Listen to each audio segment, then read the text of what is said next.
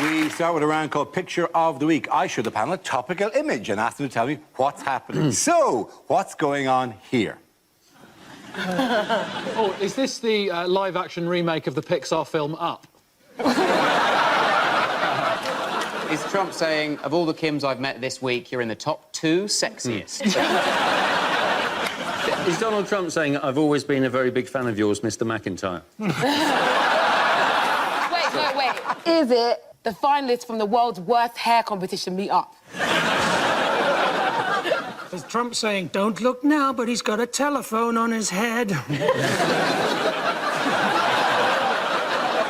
think much of this remake of Rush Hour. Is this the people who are down to the last 2 to present Saturday Night Takeaway? Is he having a little fart there? Look, his little back flaps up. How long have you been working in men's tailoring? Is that not what that's for? It's not. I'm not sure that's exactly what it's for, but it's certainly never referred to as... And certainly, we've also included a little back flap. Or is Trump saying, it's good to see the American flag next to the flag for Pret-a-Manger? Does anyone have the actual answer? This is the summit between Kim Jong-un and Donald Trump in Singapore. Absolutely right. Thank you very much. Yes. This is a picture of the North Korean leader Kim Jong-un and US President Donald Trump. This week, the two signed an agreement to move towards the denuclearization of North Korea. How did the summit go, then? Are we writing the first draft of history here? Was it a success, or are we all going, did that just happen? What was that? It seemed to go well, but you can't really tell. Trump did no preparation, apparently, for it at all. And his excuse for doing that was that he didn't need to, because he said, I rely on my touch, my feel, that's what I do. And that is why 24 women are accusing him of sexual assault. North Korea said that they would destroy a missile site, but they didn't specify that it would be a North Korean missile site. We shall denuclearize by using up all our nuclear bombs on South Korea. A plan which is literally soul destroyer. Yes. You also don't need to know. Thank you! I'll take it. Trump said the past does not have to define our future, which, to me, proves that he has read Gareth Southgate's England team talk. How did he arrive, by the way? Did he arrive in a great pomp? In a big house with balloons attached to them. Yeah. He arrived in a sort of a motorcade, didn't he, with lots of... He does. He always travels in the bodyguards. motorcade with people running alongside. Look like they've just push-started it. Is he going to win a Nobel Prize for this? I'm sorry, just put that. Is he going to win the Nobel Prize for this? Which one? Trump, presumably. He's certainly not going to win it for physics or literature.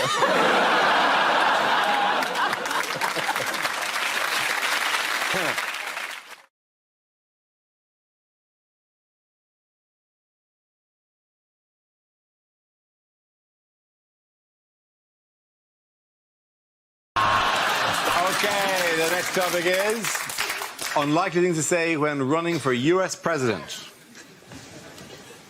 I'm Hillary Clinton, and if you elect me the first female president of the United States, I promise you that on my first day in the White House, I will hire a very attractive male intern. He will be on his knees, not having sexual relations with me all day. Hashtag payback, hashtag long game.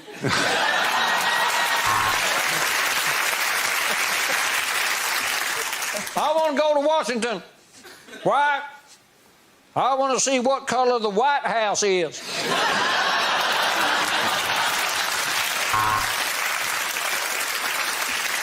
No, we can't!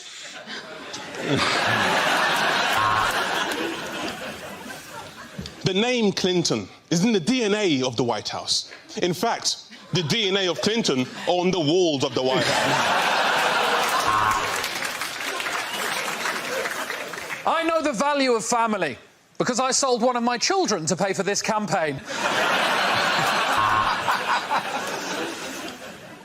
As president, I will welcome immigrants because the White House is massive and it's not going to clean itself.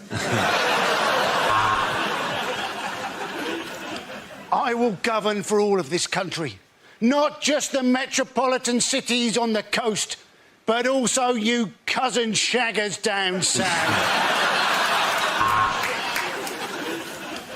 I would like to introduce you to my new Homeland Security advisor. Say hi, Lamb Chop. Hi. Come on, of course I'm the guy to succeed Obama. You know what they say? Once you go black.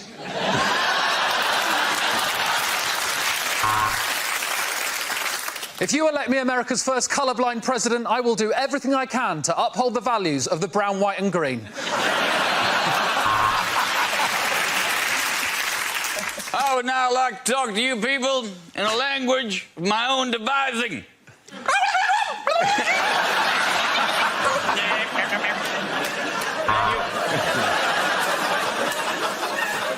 I want to put more boots on the ground in Afghanistan, and also 2 more branches of paper chase.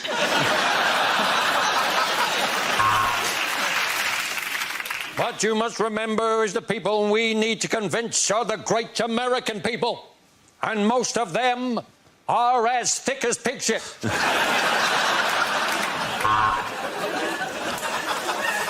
I'd like to apologise for Mr. Trump, which is what I say when I've just farted in bed.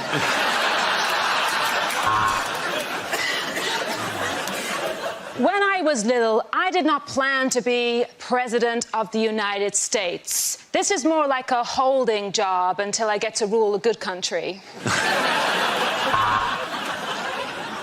I am American through and through. Cut me, and I will shoot you in the face.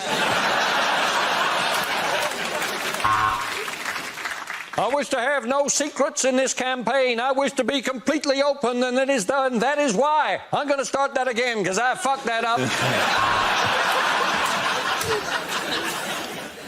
We Republicans want to reach out to all Americans. Blacks, whites, Chinese-y-looking ones. I want to have no secrets in this campaign, and that is why I have gathered you here tonight to tell you I shot JFK. OK, give that round of applause to Ed, Sarah and Andy.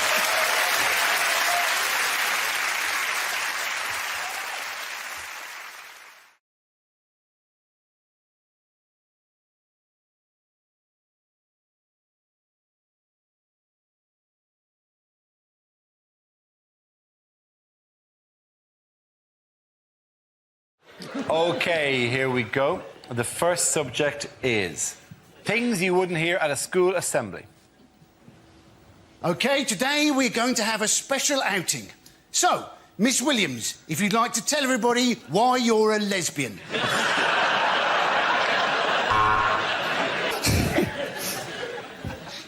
We welcome a new member of staff today. He has no arms and no legs and no body, and we will call him the Head.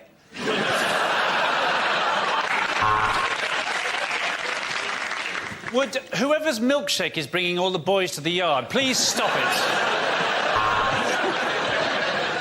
I'm sorry to keep you waiting, boys and girls. I've just had a shit the size of a baby seal. If you are found in possession of cocaine, you will be given 100 lines. No, wait. And today in the after-school club, we're going to be using paper mache to make a mother that actually loves you enough to pick you up at 3 o'clock. I'm delighted to say that during the summer holidays, Mr. Wang married Miss Kerr.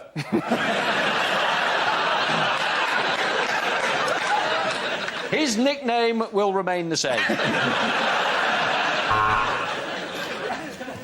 A wise man once said, boys and girls, that if you try your hardest, you can fulfil your dreams. Generally, that's true. Not for you, though, Tom. You can't read. So...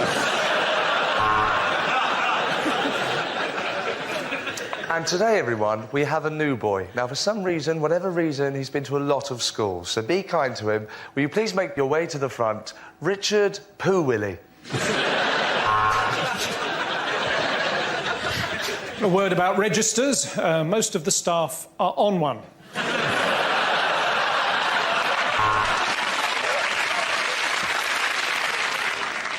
So that is how you put on a condom. But, sir, shouldn't you have used a cucumber? Not with that E. coli kicking around. Sorry I'm late. I just had a bit of a run-in with an interactive whiteboard. It told me to fuck off. I've had all your mums. The next topic is unlikely things to hear on a TV talent show. Tonight, I'm going to be climbing a step ladder.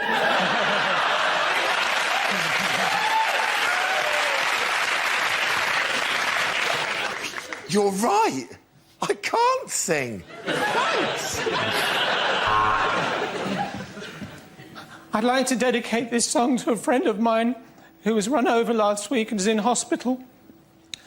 The wheels of the bus go round, round, round, round, round. I've got an ability that no one on this planet has. That's Ant, that's Dec. It was like Elvis was in the building. You're fat and there's a stench of death. Well, Peter, it's not what everyone would call entertainment, but you are one hell of an assassin. I thought you hit the high notes really, really well. Be interesting to see if you can still do that when I haven't got your nuts in a clamp.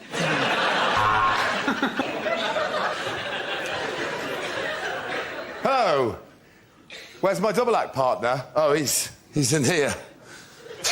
Feeling nothing more than feeling. Trying to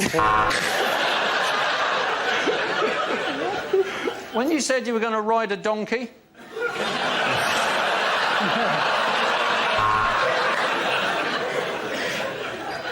Yes, I have been on the show before. I was once trapped in somebody else's underpants, going, feeling.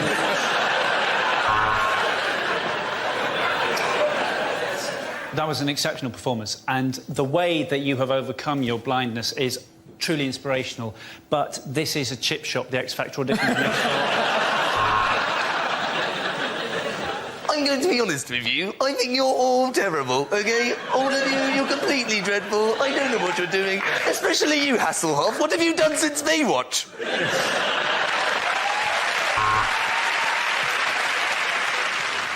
And as well as that, I can unzip the top of my head. It's where I keep my pyjamas.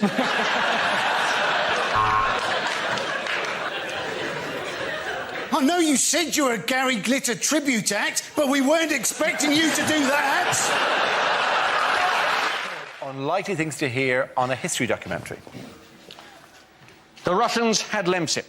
The Americans had night nurse. This was the Cold War.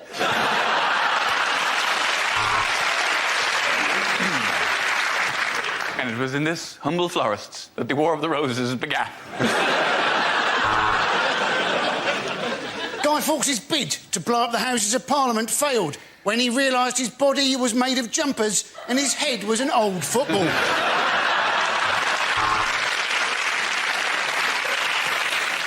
Tonight on Bruce Forsyth's History of Britain, Boadicea, Decea Bode!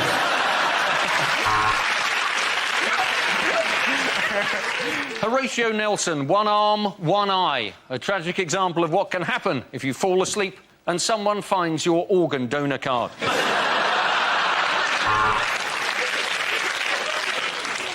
Welcome to Biggest Historical Boobs with me, Katie Price.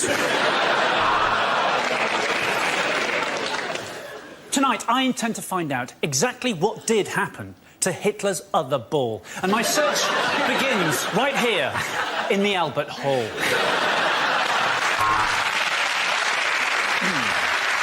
And on Time Team tonight, we're in Stratford-on-Avon, where we've uncovered loads of monkey skeletons and some typewriters. When Hitler started writing Mein Kampf, he intended it to be a light-hearted romp called Carry On Camping. John F. Kennedy, Indira Gandhi, John Lennon. If history teaches us anything, it's that if you don't want your child assassinated, don't name them after an airport.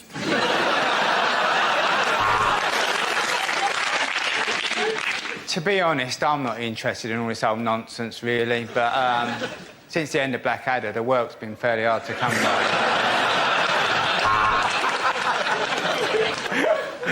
It's hard to believe that this crumbling old ruin presented Weakest Link for as long as she did. Of course, the Bronze Age was the third best age in history.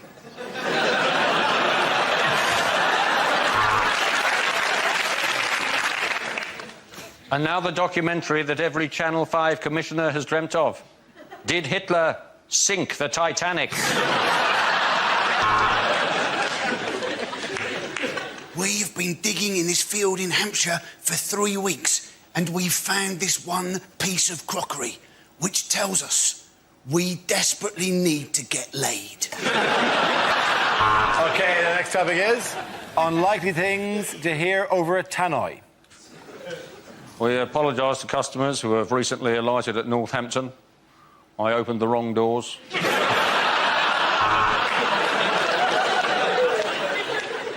Could all the people shopping here at Asda please accept that you are piss poor? Clean up required in the magazine aisle between loaded and nuts. Would the parents of the lost child please pick him up from the meeting point? Madonna is trying to buy him.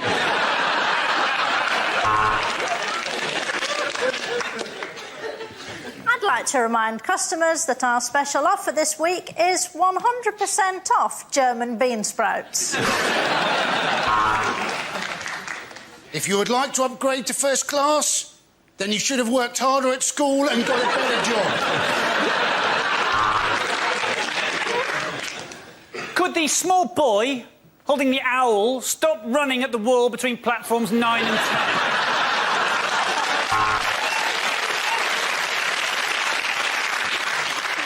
Would the man on pump number 4 please remove the nozzle from the backside of the man on pump number 6?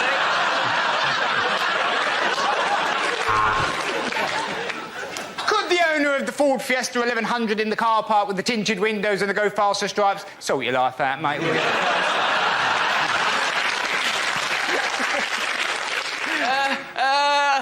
I can't remember what the code is. Would Mr. Fire please report to the kitchen? That's Mr. Out of Control Fire. Please report to the kitchen before it's too late. I don't want to start a panic.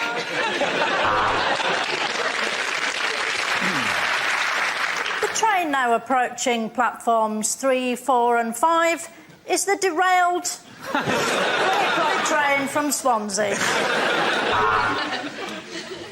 Would the owners of a black Jaguar please move it as it's attacking the customers? This is your captain speaking. You can now turn on your mobile phones as you'll need to text your loved ones goodbye as they plummet into the sea. Unlikely lines from a superhero film. Worry not, Procrastination Man is here. Where is everybody? What's with all the blood?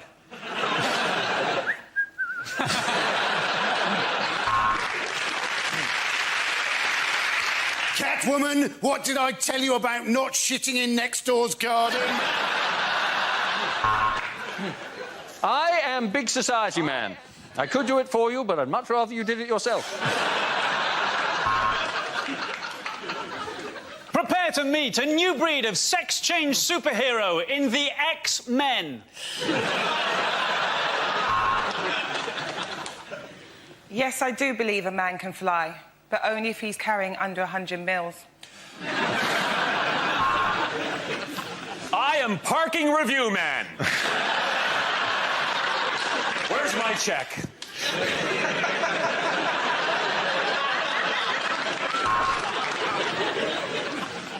Wow, Iron Man, how did you get all the creases out?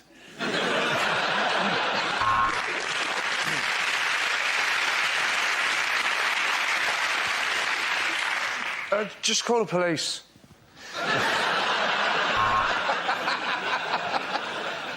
Is it a bird? Is it a plane? Well, if you don't know that, what the hell are you doing in air traffic control?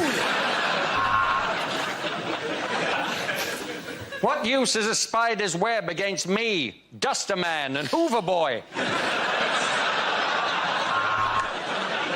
Hello, I'm Batman Begins.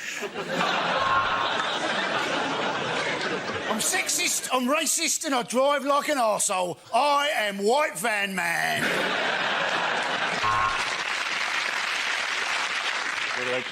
Should I do... Yeah, you're doing it. This is part of it. Oh, shit.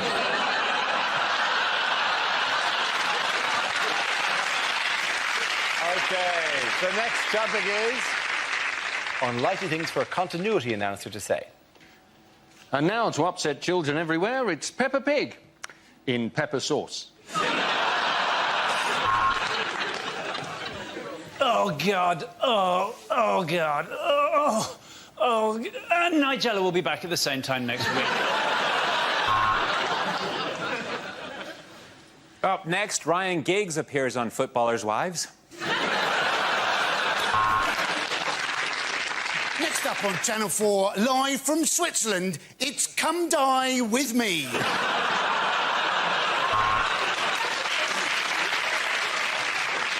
And now for a special episode of Planet Earth, where 6 chimpanzees will watch David Attenborough have sex.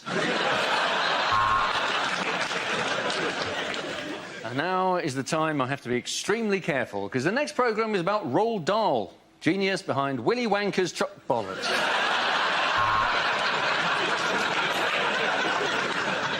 Next on the History Channel, World War II in colour. Look away if you don't want to know how it ends. Just to clear up some confusion for our regular viewers, ITV 2+1 is not the same as ITV 3.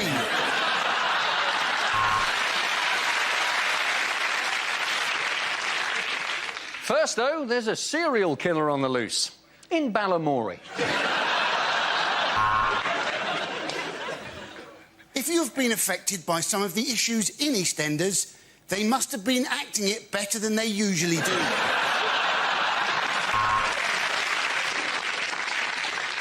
And now, Gordon Ramsay's Kitchen Nightmares for the hard of hearing.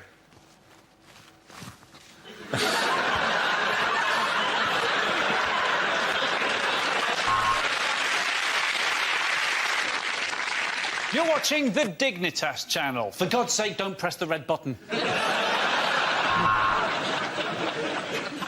Next up, it's Bargain Hunt, which is also rhyming slang for the bloke who presents it. Right now, Kate Humble's in the lambing shed. Oh. Unlikely agony aunt letters. Dear Deirdre, I have recently become obsessed with a woman and begun stalking her. Look out of the window.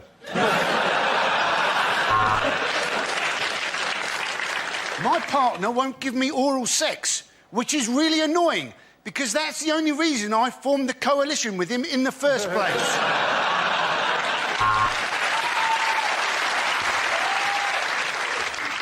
My wife says I don't feel anything, which is a problem, and there was something else. Oh, yes, I'm on fire.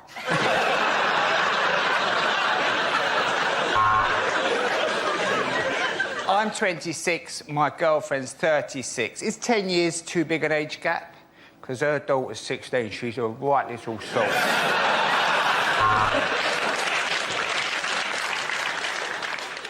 I have recently met a woman who makes me feel young again.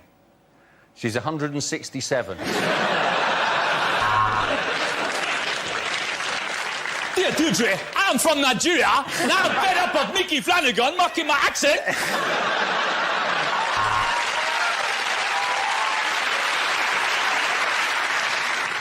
Dear Auntie, I'm a very, very nervous person, and sudden noises really startle me. In fact, even if I hear a buzzer, a bit of wee comes out.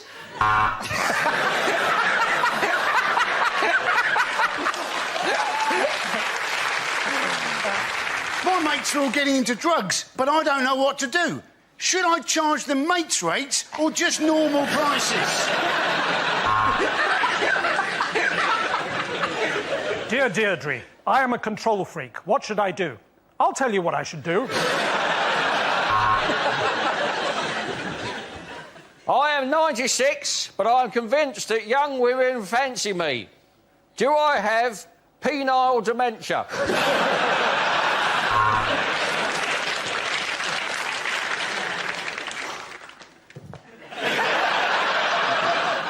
I've been wanting to come and see you for a long time, but I can't get out of the chair.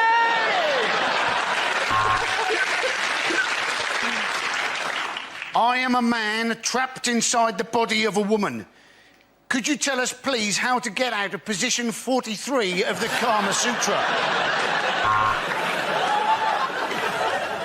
I work in the public sector, and I'm really worried about my pension. OK, the next topic is unlikely things to hear at Wimbledon.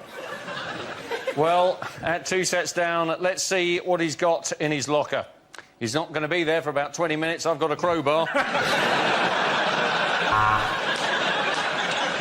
Serena Williams has been seeded. You've got to admire the bravery of that bloke. Hello, I'm Sue Barker. You may remember my father, Chew Barker.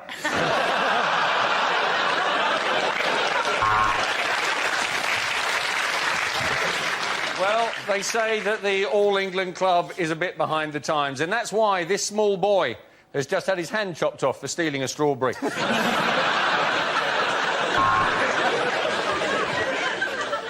I am a tennis umpire and gay, and it wasn't easy to come out.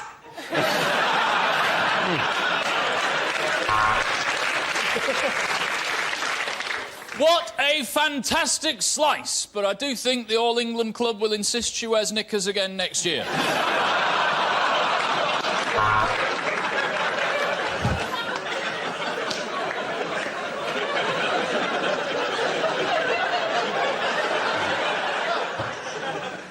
Fuck off, Tim! Well, how did the umpire get up there? I think he must have used a set bladder.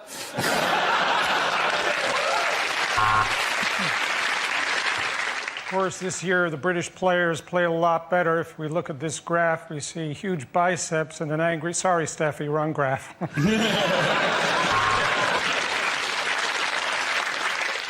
And for any of our Scottish viewers, what you can see there in that glass of Pimm's is fruit. Andy Murray here. Andy Murray not being able to make it here today, but we do have his cab driver on the other line. Can you tell us what's occurred? I can't get out the cab!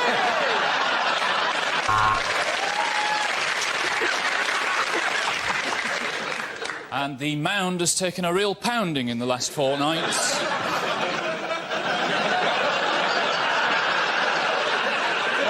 England Club are fine with it as long as it doesn't affect her tennis.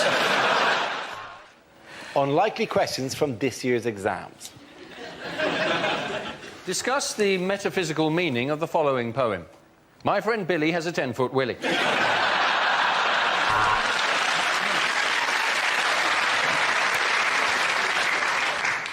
Would you like this exam to be A, multiple choice, or not? The Bronte sisters. Shag, marry, push off a cliff.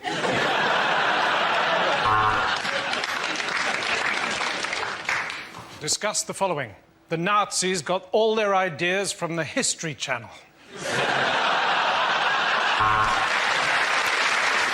Who was the chap in the A team who would not get on the aeroplane? Was it A, B, or B, A? If a bank loses £60 billion in a 6-month period, using numbers that you've plucked out of thin air, work out what the chief executive's bonus will be.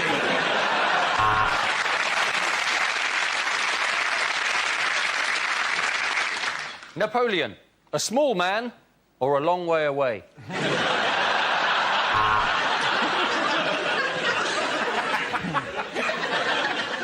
Quantify n in terms of q when q is a positive integer that dissects a parabolic curve. How's your lucky pencil case now?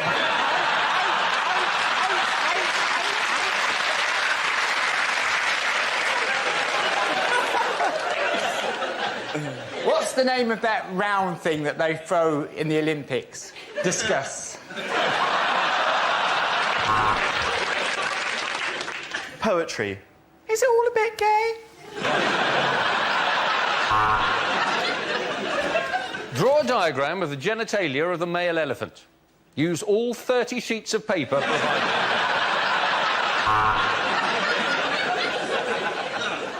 Biology. Without singing, what is the knee bone connected to?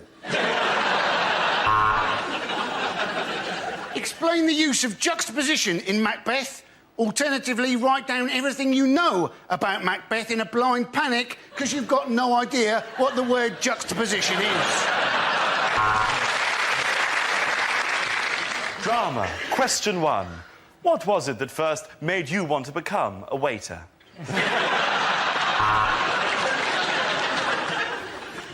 What is your PIN number? OK, the next topic is unlikely things to read on a motorway sign. For Middlesbrough, take the exit marked hell and then lose the will to live. Accident. You were one. Love, Mum and Dad.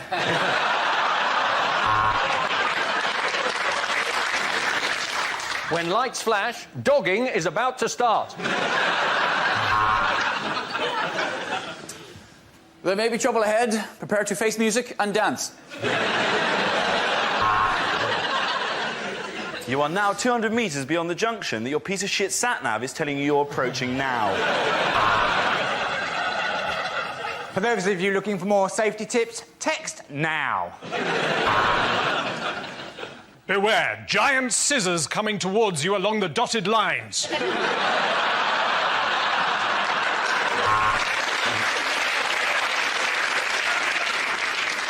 Turn on lights in tunnel. They're on the right, just above the entrance.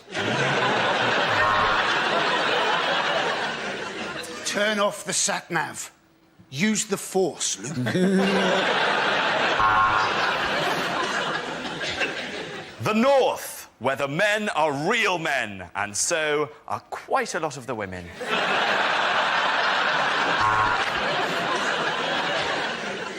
If you can taste this sign, it means you've crashed into it.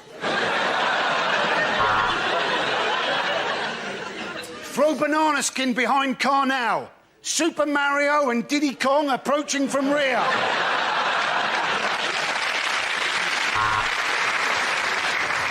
There was a young man from Preston who tried to drive to Heston. The sign wouldn't rhyme and he ploughed into the back of a juggernaut.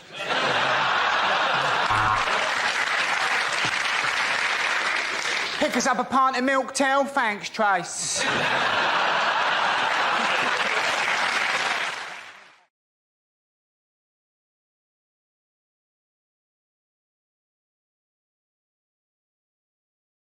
So, what else? In other health news? What health initiative is coming into schools? Michael Gove saying school lunches should be banned because apparently only 1% of them meet the nutritional requirements that school dinners are supposed to have. Yes, that is generally the gist of it. That's the facts. Yeah. I don't have a joke. Yeah, it's true. No, it's true. But it says only 1% of. I mean, what I don't know. I don't like the story anyway. Is it just me? I don't want to think about Michael Gove's lunchbox. I just don't want to think about it. Well, I'm sorry. I presume people put it. What are people putting into it? Like they're only 1%. Well, not the kind of stuff. You see, this seems to me a very unfair story because they're saying that packed lunches are very unhealthy compared with school lunches, but they're not. I mean, when I only ever had packed lunches. I had brown bread sandwiches. I had 2 cubes of jelly. What? Yeah. Jelly that wasn't made? Jelly that wasn't made, because my mum didn't like giving us chocolate or sweets or something. She used to cut up jelly. She used to cut up a jelly, you know, the cube that you make it from, and give me 2 bits of it. And it was really, really nice. But for the rest of the day after I'd had it, I was always slightly worried that it might turn into jelly. Just a huge-shaped... If you drank a glass of water, it would sort of go... Just split apart and there'd be a huge-shaped jelly there. It didn't matter, the biggest jelly baby in the world. I also did point out to you that you also said you had brown bread sandwiches. Do you mean like 2 slices of brown bread with a slice of brown bread? You have to. I mean, how can packed lunches have only 1% of the nutritional requirement of a school dinner? What are people putting in these packed lunches? Is it like a large sandwich and a sugar cube? You're thinking some of the kids must be so stupid they're actually eating the plastic box. I thought parents have more control. No, but they do. The problem is parents do have control. Every time they try and solve this problem, the parents get in the way. When Jamie Oliver tried it, right, tried to get rid of turkey twizzlers and put healthy food in schools, so mum's at the school gate passing packets of chips through to their children. If you want to solve this problem, it's not a policy thing. Just make the railings thinner so they can't shove the massive hand... Sandra, you're going to have to put your face right up and eat a feed into your individual. You know which kids it was? They're going after lunch with shiny lips and 2 rust lines down the face. I think you're making an excellent point, but you said turkey twizzlers. I genuinely thought you said when they tried to get rid of Turkish prisoners. Why are Turkish prisoners feeding children in school? Because they are getting their for the rest of that for the whole thing, I was going, well, one of them is called Sandra. And that really is the clue as to the likelihood that I didn't actually say that. Yeah, I suppose. You put it that way, it makes more sense. They're suggesting that teachers should eat with the kids. But the thing is that, you know, a lot of teachers do currently eat with the kids, although it's usually in the form of a romantic meal, isn't it? Merry Christmas! Merry Christmas, DVD owner.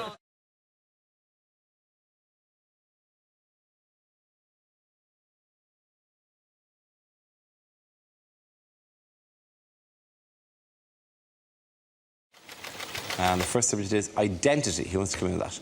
Josh. I had to sign for a parcel recently. That's got a lot more difficult, hasn't it? It used to be simple, didn't it, when you get a pen and a piece of card. Now you're given this kind of digital screen and plastic stick. And all you can do is some kind of zigzag up and down line. That bears no relation to any signature that has ever existed ever. Is that your signature? No! It's like the mark of Zorro. Is anyone checking this at the post office going, I've got bad news? Zorro is back. And he's signing for every parcel in the United Kingdom. I struggle filling in these forms, but I filled in the census last year. My favourite question was on the final page. There was a question that said, please fill in the details of anyone that doesn't live with you but stayed over on the night of March the 23rd. That's going to be very awkward if you've just had a one-night stand, isn't it? Just good morning, a few questions. What is your occupation? Well, I don't know. Well, I'm telling the government, actually, yeah. It's not the kind of thing you just drop in, just go, morning, do you take sugar in your tea? Also, would you describe yourself as Caucasian? Thank you very much, Josh.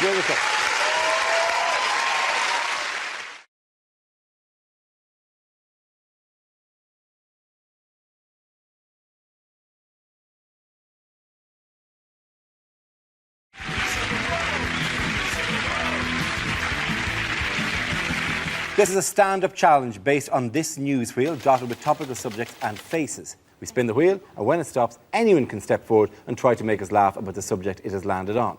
If I judge that the person has got a big enough laugh, he or she is safe and gets to sit down again. The first team to have all its players sitting down at the desk wins the round. So here goes. Let's spin the wheel.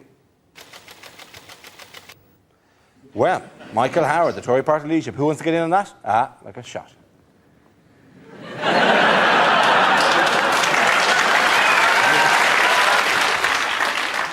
Hello. It's all right. I'm not going to hurt you. At the election, I announced my timetable for action, and here it is. I'm going. Very good. Rory, very much. Sit down. To be honest, you could have sat down after you did the face. So let's spin the wheel again. OK, education. Who wants to go for that? Frankie's up. The government's new education policy, apparently, is to make children stay at school till they're 18. It's just not living in the modern world, is it? 17-year-olds having to go to school. Who's going to pick their kids up from primary?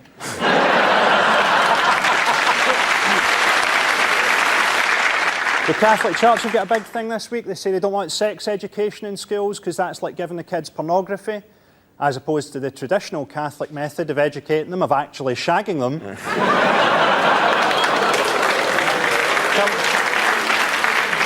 Come on.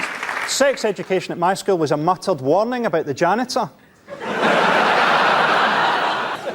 That's perfect. Frankie, sit down. Well done, you cool.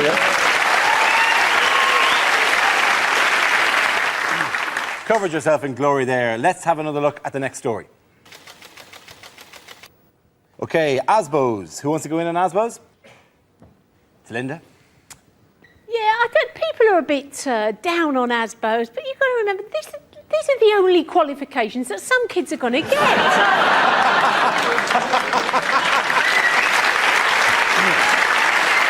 Linda, sit down. Well done. What's our next topic? OK, ID cards. Who wants to come in on that? Jeremy. Well, these are interesting because the defenders of ID cards say, well, we already have to carry lots of ID. You need to establish your identity in order to establish your entitlement to enter certain leisure centres or to claim benefit or to establish your entitlement to enter certain buildings. But this new card will establish your entitlement to go outside. And people say, well, they were a good idea because we had them in the Second World War. But in the Second World War, it was just a piece of cardboard that said, this is Mr. Wilkins, he's not a German spy. This will be this digitised, magnetised thing that says, this is Mr. Wilkins, he may not be a German spy, but he's got a genetic heart defect, his sister's against GM crops, and he took a video late back to Blockbuster in 1997. Jeremy, please sit down. So, it's a tie-break situation. I'm going to spin the wheel one more time. I want the two remaining players, that's Hugh and John, to give me something on that one topic. You both get a go of it, and the audience essentially decides. So, let's spin the wheel. OK, the nation's health.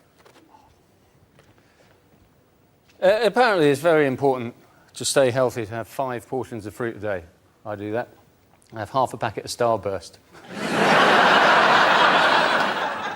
The Tories are very big on MRSA, which I found a bit surprising. I reckon most of them thought it was the way a posh man would pronounce the lead singer of the Smiths.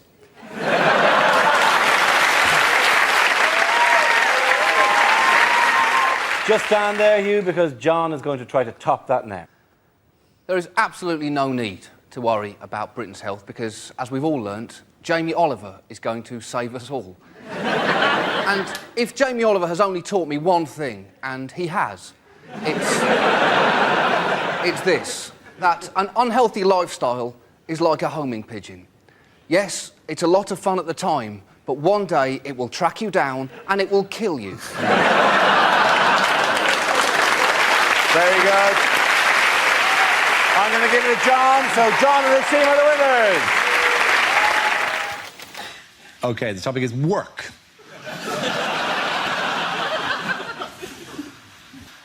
I nearly lost my job as a roofer when I was caught masturbating on the first day. Yeah, luckily, my boss said I could wipe the slate clean.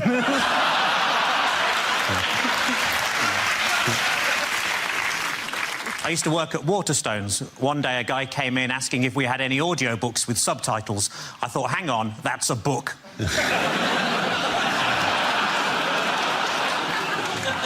The circus near me held a competition to find the best contortionist, so I entered myself and won. In my old job, I just used to punch buttons all day, and that's why I'm no longer allowed to work in panto.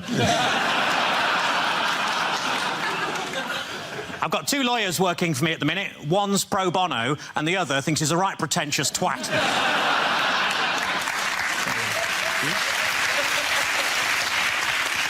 When my granddad was caught trying to stow away in the Merchant Navy, he offered to work his passage, which, as you can imagine, made him very popular. I hate people who phone me up just to complain about the weather, which is why I lost my job at Mountain Rescue.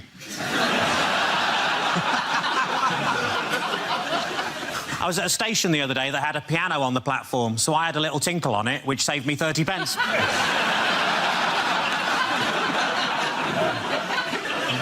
I went on a positive thinking course. It was shit. I bought a Microsoft Advent calendar. If you open too many windows at once, they all shut again for no bloody reason. Thank you. Well done. Very good. Adding points for both of you. Well done. Come on, sit back in. And the first subject is identity. Who wants to come in with that? Josh. I had to sign for a parcel recently. That's got a lot more difficult, hasn't it? It used to be simple, didn't it, when you get a pen and a piece of card. Now you're given this kind of digital screen and plastic stick. And all you can do is some kind of zigzag up and down line. That bears no relation to any signature that has ever existed ever. Is that your signature? No! It's like the mark of Zorro. Is anyone checking this at the post office going, I've got bad news? Zorro is back. And he's signing for every parcel in the United Kingdom. I struggle filling in these forms, but I filled in the census last year. My favourite question was on the final page. There was a question that said, please fill in the details of anyone that doesn't live with you, but stayed over on the night of March the 23rd. That's going to be very awkward if you've just had a one-night stand, isn't it? Good morning, a few questions. What is your occupation? What do I know? Well, I'm telling the government, actually, yeah. It's not the kind of thing you just drop in, just go, morning, do you take sugar in your tea? Also, would you describe yourself as Caucasian? Thank you very much, Josh Liverpool. OK, let's see what the next subject is. And it's nationality. Who wants to give me that? Catherine. Hello. I'm of mixed heritage, actually. I talk like a Canadian, but I tolerate my partner's drinking like an Irish girl. I travel a lot, from London to Ireland, and anyone who's flown Heathrow to Cork knows that on your way to the plane, they have signs reminding you how many chances you've got left to get drunk. They're like 6 licensed shops, 2 shops, 1 shop. It's like, what? Before I board an aircraft filled with wine to get to the land of Guinness?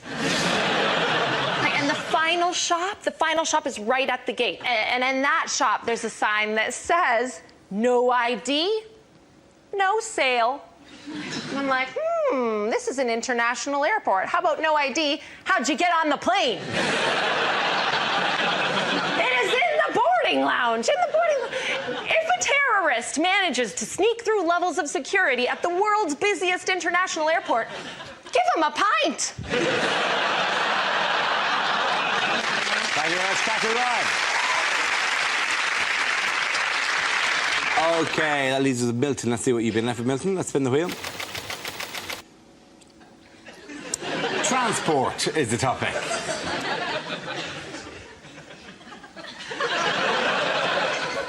So I've got my own private jet. The rest of the jacuzzi belongs to my mum.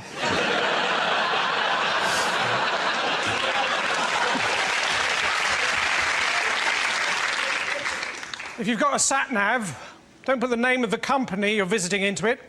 I tried to take some mayonnaise back the other day. I ended up in Helmand Province.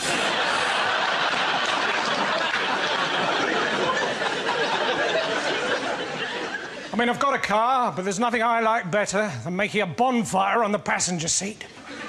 Driving up and down, opening and shutting the electric sunroof and pretending to be a steam train. My uncle, he was a taxi driver, but then one day he left home without any indication.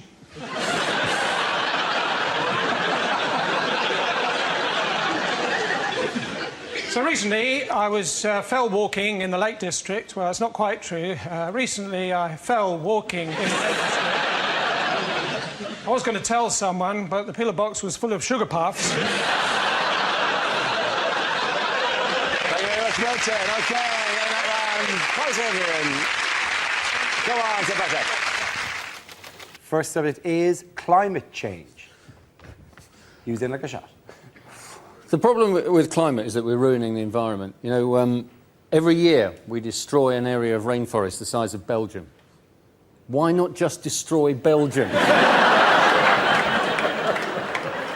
No one would mind. We're desperate to find an alternative to oil. Wind is one, but what worries me about wind power is that if you cover Britain with 400,000 wind turbines, right, on a windy day, what's to stop the whole country taking off? like an enormous hovercraft and heading for France. That is European unification by the back door.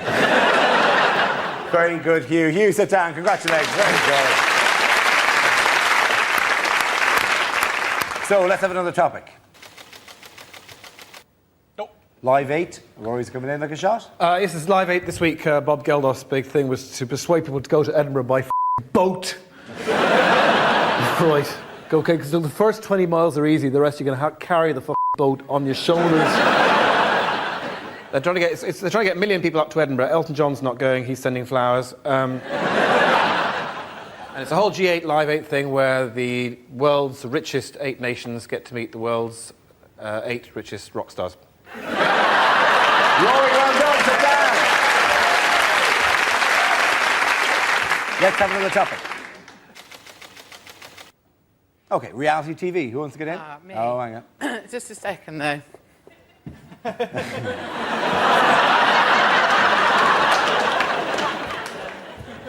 12 calories. Well, you probably realise that the 487th series of Big Brother has just started. Problem to me with Big Brother is that when someone gets voted out of the house, they don't actually have a sniper up in a tree with one bullet, just to see how they do. Now, I actually applied for Celebrity Love Island, but...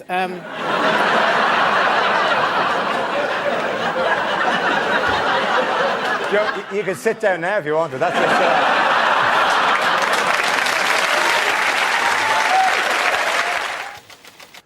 Travel. Who wants to come in that? I'll do it.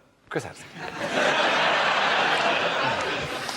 The most dangerous roads in the whole of the world are British motorways. That is my sincere belief. Not because of the speed, because you can't get up speed on the British motorway because you're stuck behind a dick in a caravan. Do you know, I found this out. 1 in 5 families in this country goes caravanning. Why?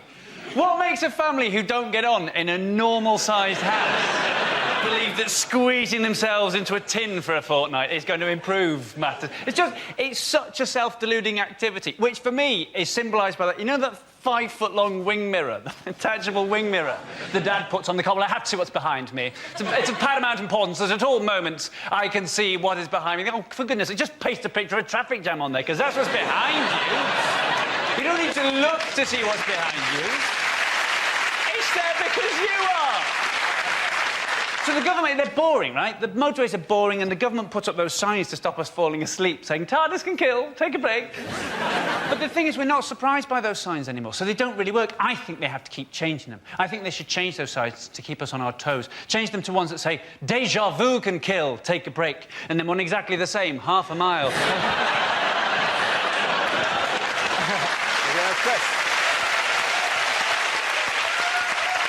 OK, let's spin the wheel again. Next topic is politics. Who wants to come in on that? Any persons? So, we have a Liberal-Conservative coalition. It makes no sense, does it? 2 words that mean completely opposite things. It would be like having the Whig-Baldy coalition or having voted for the no-swearing arse party.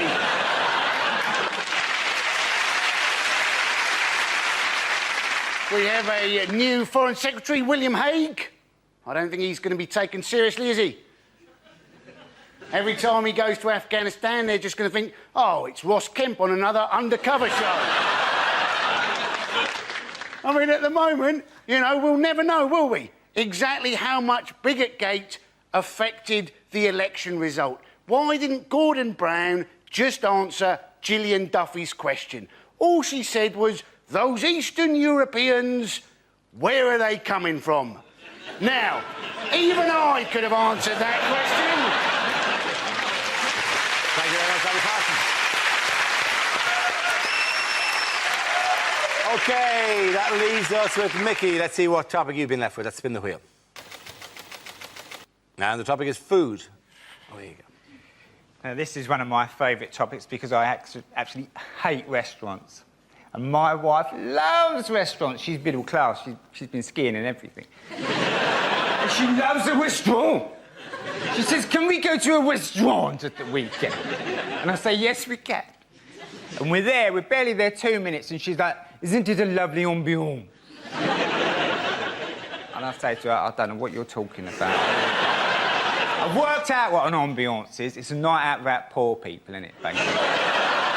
It's people with a few quid to say, can we just have one night out about the poor people turning up? You know what they're like. They'll be banging spoons together, singing Mailman's a Dustman, creating an atmosphere. We want an ambiance. So we try and enjoy the ambiance. But something's happened spoiling it for me. There's no tomato sauce on the table. Creating the situation when my wife looked at me, she said, you're going to ask for tomato sauce, aren't you? I said, yes, I am. Because I'm going to have the risotto. You can't eat risotto without red sauce, it's too dry. It's a health and safety issue. You've got to zhuzh it up with a bit of red sauce, right? So I thought, I'm not having it. I said to the waitress, excuse me, do you have any ketchup in the building? She's looked at me like I'm the worst pleb God has ever put breath in. She went off to the kitchen and I saw her making her way back with a pot about that big, about 2 chipfuls of tomato sauce. I thought, oh, here we go. She's tried to put it down and walk away like she's doing a drug deal or something. And I stopped her. I said, hold on, love, don't rush off. And I took a sip of it. And I looked at her, I said, yes, I'll have a bottle, please. Thank you very much, Mickey. Well done. And that point first to the Mickey Flanagan. Well done. Trust. Who wants to come in on that? Sean. I get proud. I get guilty when I'm with a friend and he loses money in his house. This happened to me recently. My friend lost a £5. I thought, does he think I've taken his £5? Is this what's happening? He thinks I've taken... I want to say I haven't taken his £5, but I don't want him to think that I'm guilty. And then I start thinking, hang on, have I taken his £5? Maybe I've taken his £5. Maybe I've put his £5 in my pocket. I want to check my pocket. I can't check my pocket. If he sees me checking my pocket, he's going to think I've nicked his £5. I want to go and hide and check my pocket. I can't hide and check my pocket. If I hide and check my pocket, he's definitely going to think I've nicked his £5. So I went into the bathroom. I found his £5. I couldn't go and give it to him. It would have looked like I got guilty, decided to give it back. I can't just leave it there. He's seen me go in. It's going to look like I planted it, so I just nicked it. Well done, Sean. OK, let's spin the wheel again. Subject is family. Who wants to come in on that? Greg. All of my family are obsessed by the ageing process. Every single generation of us are obsessed by it at the moment. I'll just share this with you before I talk about other family members, just so I can get it off my chest. I was visiting my parents last week, and an old family friend came up to us in the street and said to my mum, hello, Pauline, how are you? She said, I'm all right, thanks, Kath, how are you? And then she looked up at me and she said, hello, Bob, how are you? Bob is my dad. He is 75 years of age. All of us are obsessed with it. All of us are obsessed with ageing in our family. Even my nan. My nan is doing her best to hold off the years. She puts a pound of face cream on every single morning. You know, and there's not a face cream on the market that works, ladies and gentlemen. I know that because of my nan, because she's a lovely woman, but she's religiously applied this stuff, and with the best will in the world, her face is ruined. I said to her, you've spent all that time and all that money, Gran, and your face is no better than Grandad's. And he's dead. He died in the war. He got shot in the face. With a cannon.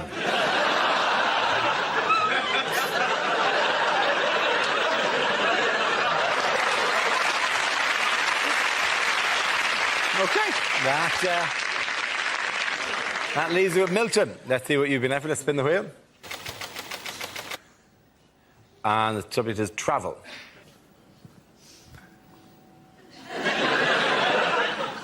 When I was young, my mum used to put food on a spoon and say, there's a train coming, there's a train coming, there's a train coming. We'd always eat it because we knew that if we didn't, she wouldn't untie us from the railway line.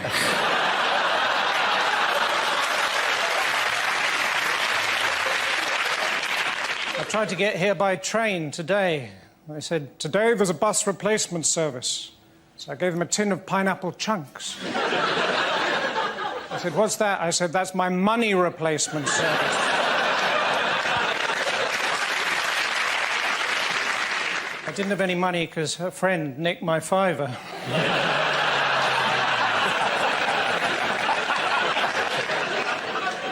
Thanks, that doesn't normally work.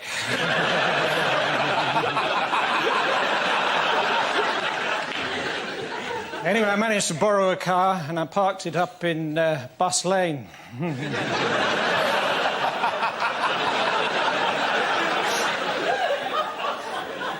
Last year I went on a ballooning holiday, put on 4 stone. The other day I bought one of those off-road vehicles, 3,000 quid, got it home, found out it was a canoe.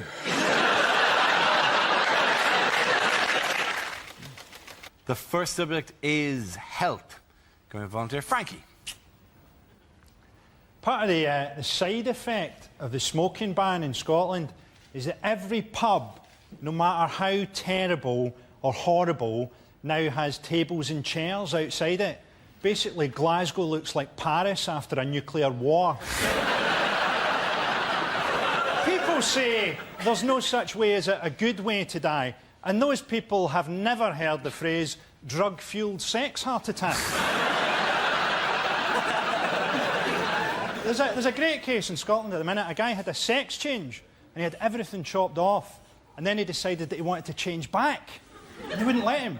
So he went to the European Court, and they said, OK, you can change back. Now he's changed his mind again. Wants to stay as he is. Typical woman. Frankie Boyle. OK, let's spin the wheel again. The subject is the West Country. Who? Russell. How can you not love the West Country? I've genuinely seen graffiti in Bristol during the last Tory campaign. Do you remember, are you thinking what we're thinking? Somebody had written underneath it, is it, do I like what's-its? It's phenomenal. It's wonderful, isn't it? I used to live there. I've moved away from Bristol because I was near a dogging site, which is just a bit odd, right? And, all right, I wasn't into it. I was just near a dogging site, right? And I was talking to my friend. I was like, Jane, why do they do dogging near the house, right? And she looked and went, apparently you got really great views of the Clifton Suspension Bridge. And you're like, well, you've got faith in humanity, haven't you? Just the idea that I tell you what, it's only when you're doing the nasty in a Cortina that you can truly appreciate the work of Isambard King of Brunei. That, my friend, is craftsmanship. Shall we? Wonderful. Thank you very much, Jonathan. OK, we're left with Michael and Andy. Let's spin the wheel again. The next subject is North-South Divide. There goes Michael. Right, yes. Now, I am from the south. You noticed? I have been north up the M1, and I don't know what happens to the word the. It seems to disappear at about junction 25 on the M1, and the word the just goes, that's it from me, I'm getting off. You go on ahead. Are you coming with? No, I'm not interested up there. And then you get there and they don't have this up to fridge, or you're going up to... What are you doing? My first experience of this was when I went to the cinema in Leeds. I saw The Lion, the Witch and the Wardrobe. I had more fun asking the woman what it is I'd booked to see than watching the entire movie itself. So what is it I'm seeing here today? Took one, took witch and took wardrobe. What's she talking about? You're hearing this? Are you taking toothpaste? Yes, of course. I thought it might be a nice idea maybe to go to HMV and get a DVD of The Lion, the Witch and the Wardrobe, maybe The Good, the Bad and the Ugly, and perhaps an album by The. And just line them up on the counter. What is it I've decided to purchase here? Took one, took witch and took wardrobe. Took good, took bad, took ugly.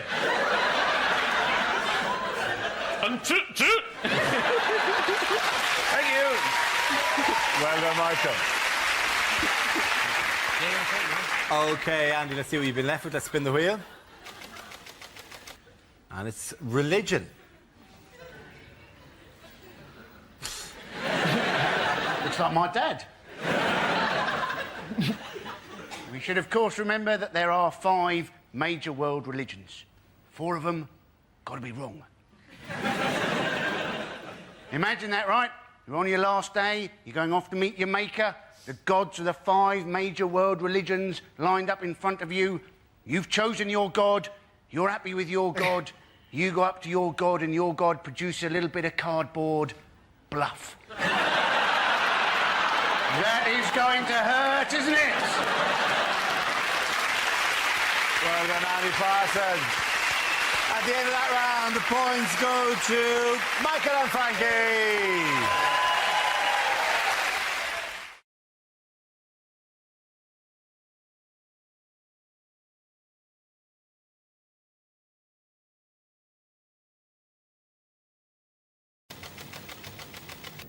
The next topic is charity. Joe, you going for that? All this talk of famine makes you a bit peckish, doesn't it?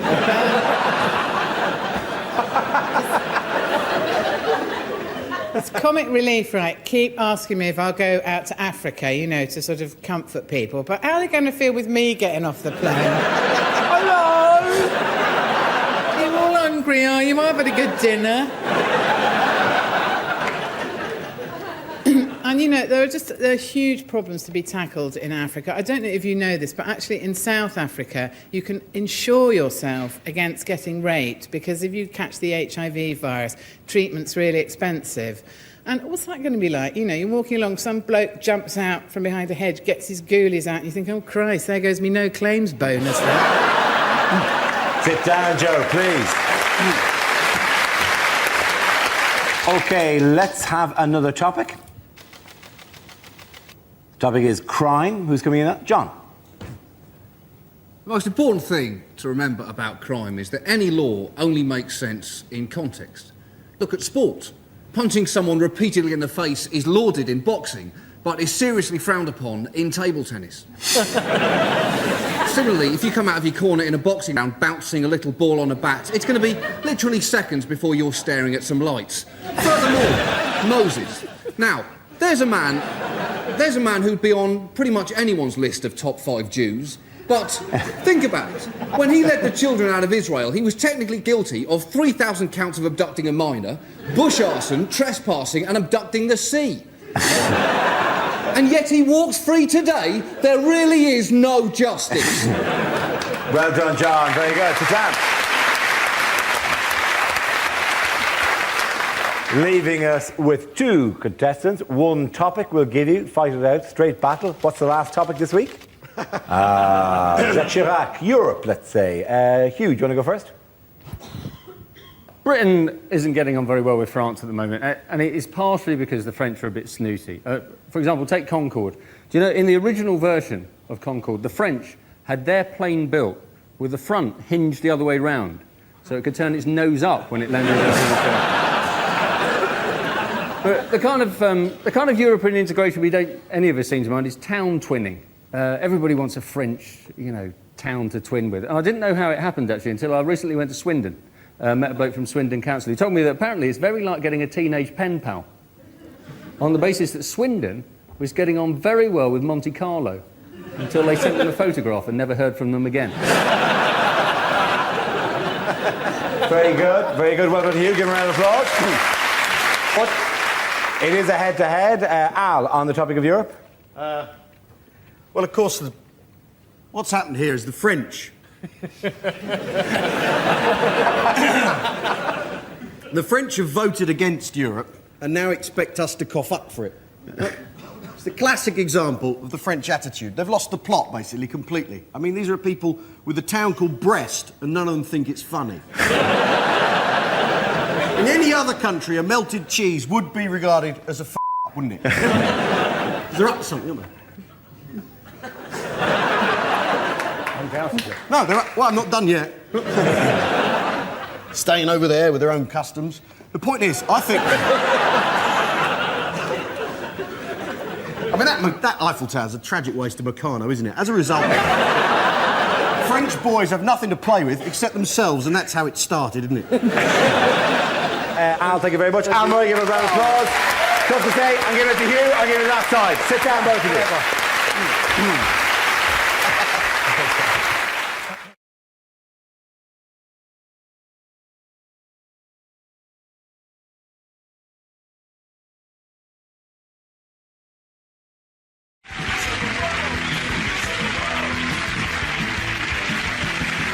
Now we come to our final quickfire round called Scenes We'd Like to See. This is for everyone, so if you could make your way over to the performance area. I caught ideas for scenarios we'd love to see, and the performers come in with their suggestions. OK, here we go. The first subject is questions that were rejected from this year's exams. If the answer is 9, what is the question? When you finish this exam, please will you turn your paper over and mark it? Using Darwin's theory of evolution, explain Boris Johnson. By the year 2015, the population of the Earth will have increased by 20%. How do we find Kerry Katona and stop her? Complete the following sequence. 16, 35, 24, 8, 9. Now open the safe, grab the stuff and get in the getaway car. If an object is travelling at 750 miles an hour, encounters resistance and slows to 0, for how many months will Richard Hammond have to wear nappies?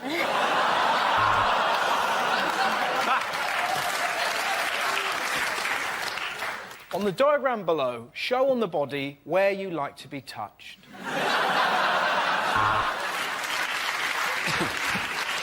Describe Uranus without telling your parents. Amy is 16. At least she said she was. How much trouble are you in? Complete this crop rotation. Wheat, fallow, rock festival, BNP rally. If everybody in Class A is called Tom, Thomas or Tommy, and every second boy in Class B is called Tim, Timothy or Timmy, what the fuck is going on? Unlikely questions from this year's exams. Discuss the metaphysical meaning of the following poem. My friend Billy has a 10-foot willy.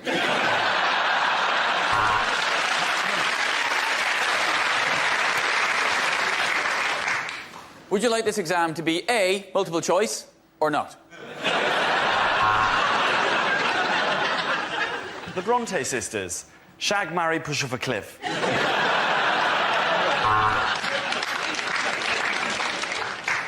Discuss the following. The Nazis got all their ideas from the History Channel.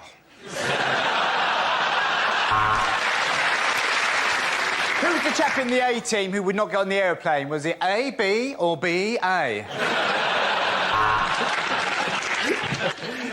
If a bank loses £60 billion in a 6-month period, using numbers that you've plucked out of thin air, work out what the chief executive's bonus will be.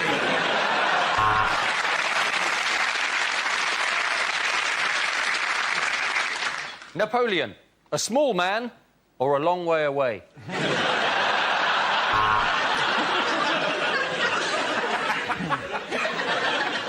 Quantify n in terms of q when q is a positive integer that dissects a parabolic curve. How's your lucky pencil case now?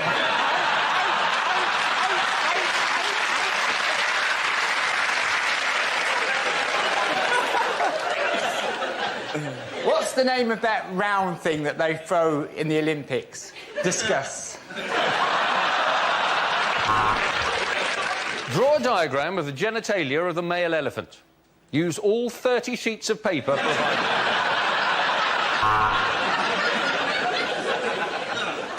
Biology. Without singing, what is the knee bone connected to? Explain the use of juxtaposition in Macbeth. Alternatively, write down everything you know about Macbeth in a blind panic because you've got no idea what the word juxtaposition is. Drama. Question 1. What was it that first made you want to become a waiter?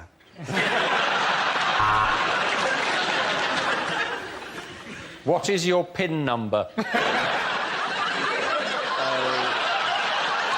OK, here we go. The first subject is rejected questions from this year's exams. If sine A over A equals sine B over B equals sine C over C, what are the chances that you're ever going to use this in your sodding adult life?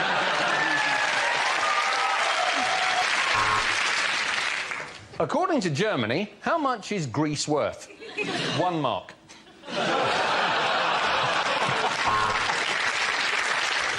Exam board of Zaragoza. Paint Jesus. Jonathan is a Nigerian prince. What are your credit card details? 3 girls in this hall are pregnant. Who's the daddy? Compare the following. A, the market. B, the meerkat.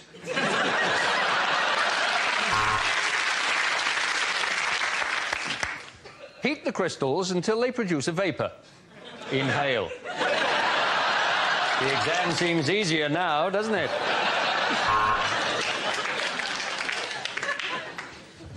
Without swearing, describe Peter Andre. Mental arithmetic. Count up the voices in your head.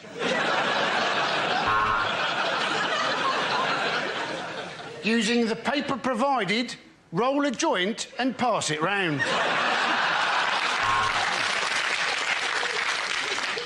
Does this look infected?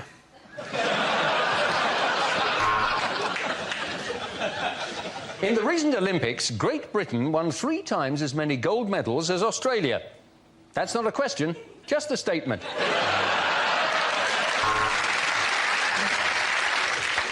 One Direction are incredibly popular. Explain. Sport. How do you spell Akabusi? Is it A-K-B-U-C? Yes or no? If Steve eats 2 apples, an orange and a banana, why is he such a fat fucker? Questions omitted from this year's exams. Using pi, distract the fat kid next to you so as you can copy his answers. Using only the English language, write something.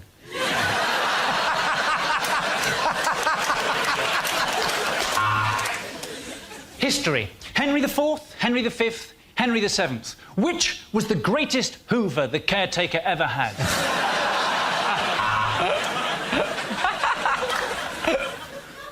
Maths.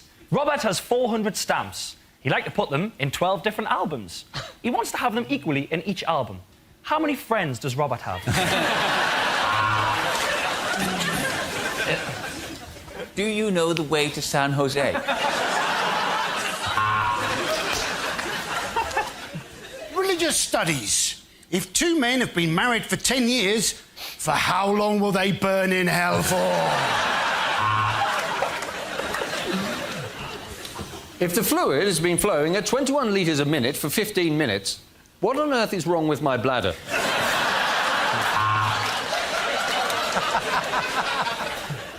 Fill your name at the top of the exam paper. If it's Tyler or Charmaine, get up, leave the school and never come back.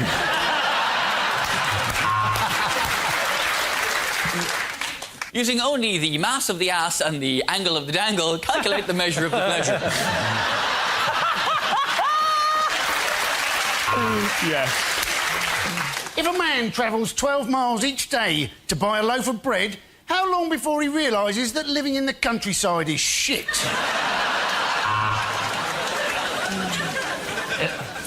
Are multiple choice exams too easy? A, yes.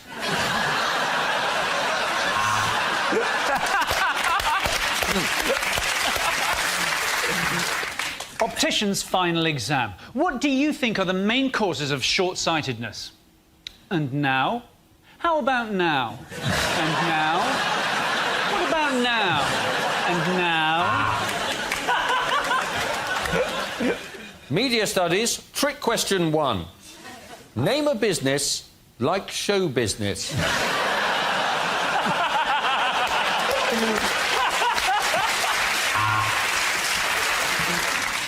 Geography. What is to blame for climate change? A, the sunlight, B, the moonshine, C, the good times, or D, the boogie?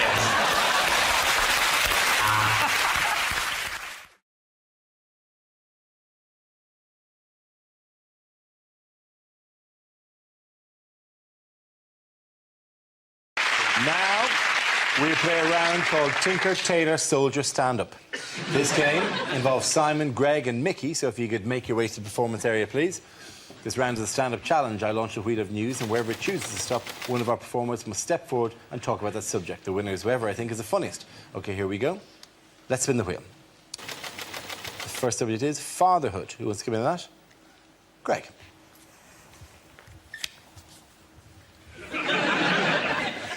Yeah, my father has taken fatherhood in a very strange direction in the last few years.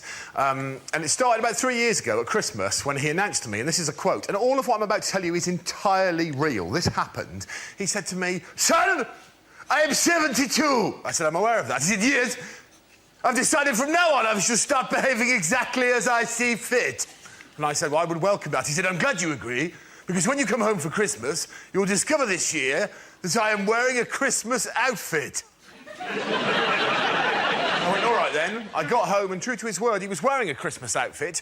I swear to you, it was one giant pair of white underpants that stretched from his knees to just below his nipples, and a novelty Santa hat with a flashing bulb on the end. And he came downstairs, and this is a quote, "Do you like?"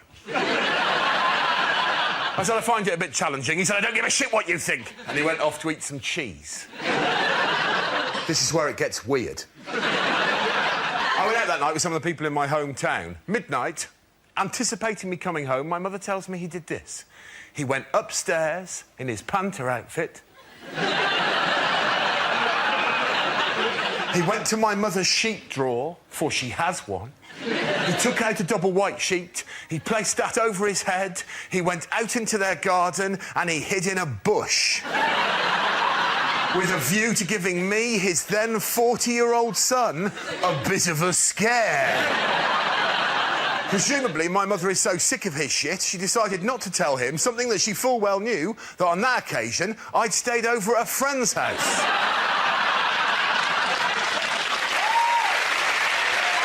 Well done.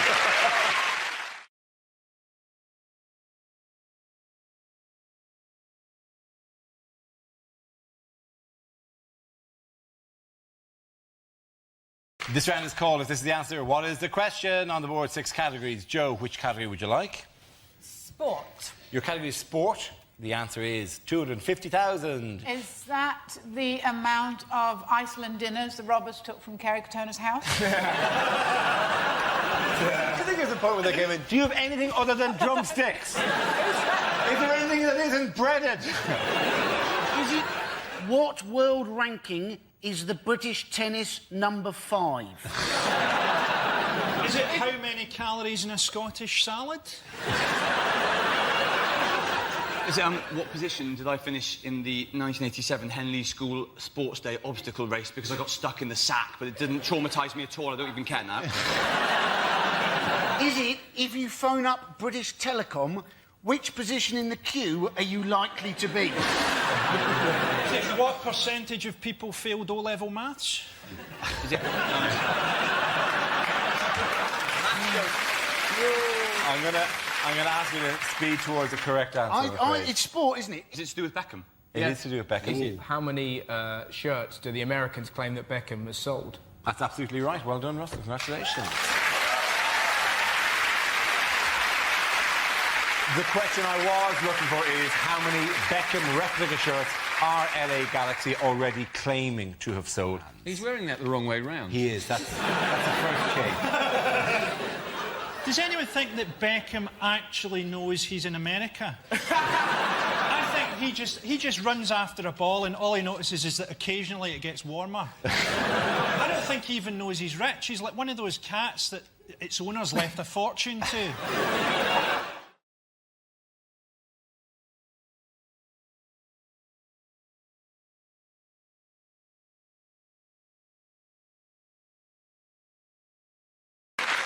OK, now we come to our final quickfire round called Scenes We'd Like to See. This is for everyone, so if you can make your way to the performance area, please. I caught ideas for scenarios we'd love to see, and the performers come in with their suggestions. OK, here we go. The first subject is unlikely things to hear on a consumer programme.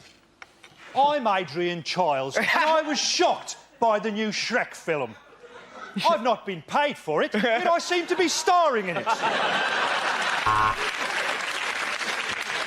Consumer scams are on the increase. If you'd like to find out how to stop them, send us your name and address, your date of birth, and your mother's maiden name. I've just found out my jumper was made by Indian slave children. Can I just say they did a wonderful job? Next, we speak to Barbara, who was devastated when she bought Daniel Bedingfield tickets that turned out to be genuine. At first, the company seemed willing to compromise. Then we sent them a letter from Nicky Campbell, and they told us to fuck off.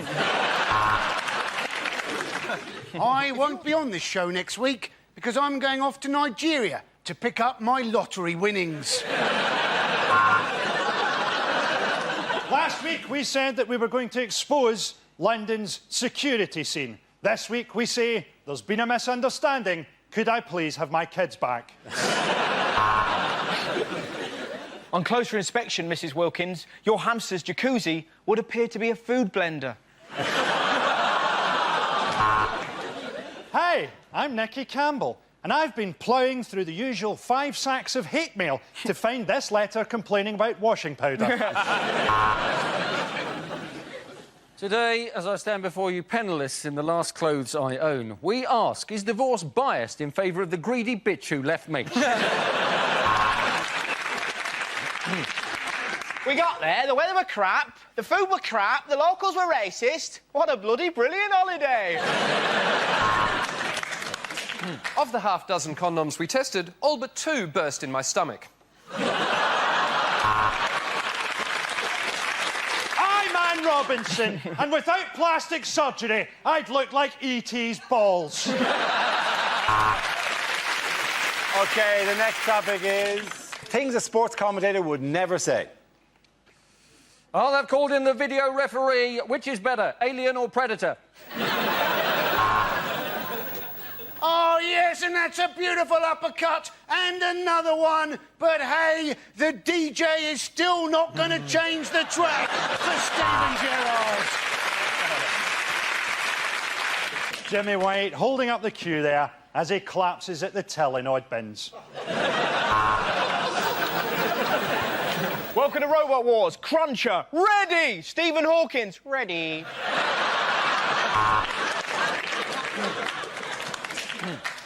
And England have won the Ashes.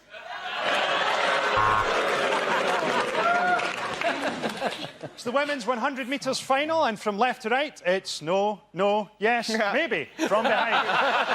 Definitely not.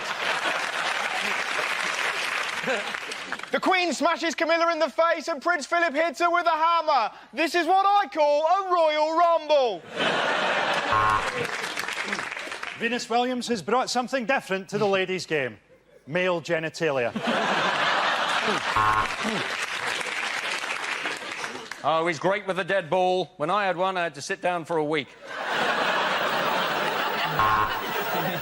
And I think that massive widescreen close-up of the wedgie goes some way to explaining why we don't normally televise judo. And that bloody smear is the reason you don't see a lot of streakers in Formula 1. Some people on the pitch, they think it's all over. It is now. The Chinese secret police have shot them. Well, he's finally got his head down. His hands are firmly round the shaft. Which is why I'm handing over to John Infidel. Overpaid. Overpaid knocks it on to overrated. Overrated on to possible rapist. Possible rapist knocks it forward. Closet gay. Goal! OK, at the end of that, the points go to Frankie, you and Adam.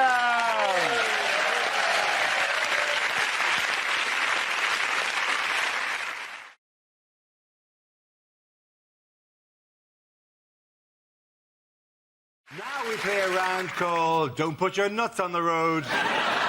This game involves Ed, Andy, Frankie and Russell, so if you could make your way to the performance area, please. This is where we test our performers' stand-up skills. We spin our news generator, it settles on a topic, and anyone can volunteer jokes about the chosen subject. The winner is the team I judge to produce the funniest stuff. OK, here we go. Let's spin the wheel. The first subject is homelessness. Who wants to come in on that? Russell. I had a really great incident with a homeless bloke the other day. That sounds fairly dodgy. It was really, it's weirdly uplifting. So I gave him £1 and I was kind of walking away and he went, "Oh, mate, I've got a magic dog." Now that is a sentence that buys you half an hour with me, right?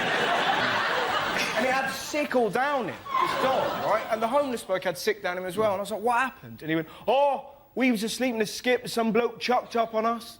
It's the most depressing thing you've ever heard. And he just looked at me and went, "No. It was amazing." Like, really? Why is that? And apparently what he did, still covered in sick, he stood up in that skip and just went... So this bloke was so drunk, he thought his vomit had come alive. That man will never, ever drink again. Beer, Dave, it comes alive! It comes alive! Lovely moment.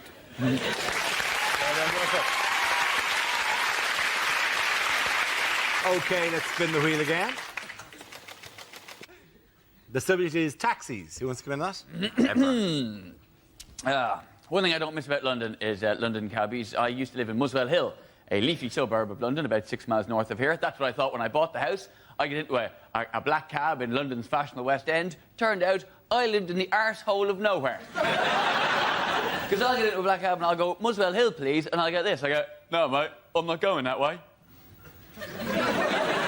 Like he thinks it's a bus he's driving. What do you mean you're not going that way? I'm not asking for a lift. You know, whenever I get this now, I just get in anyway. I go, "All right, fair enough.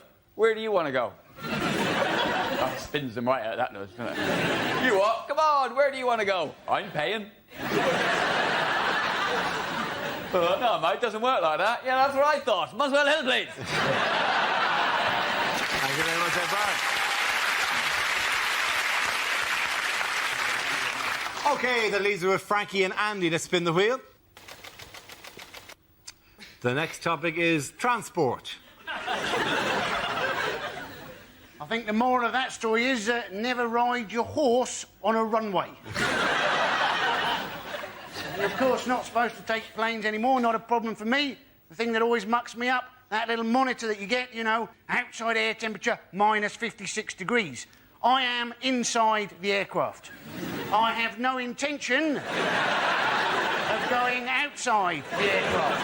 And if I ever did find myself outside the aircraft, my initial response would not be, "Ooh, bit nippy." Well done, Andy.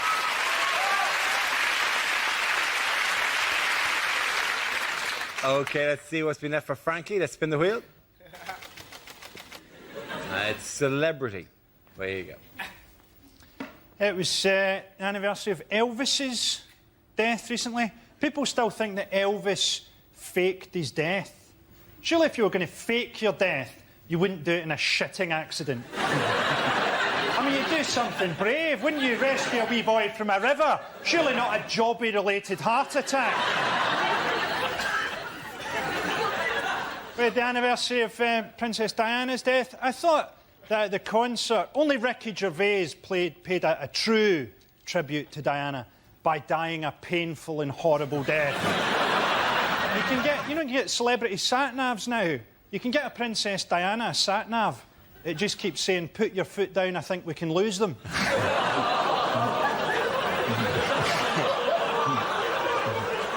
I'll be honest with you, that joke can go either way. Thank you all. OK, at the end of that round, I'll give the points to Russell and Andy.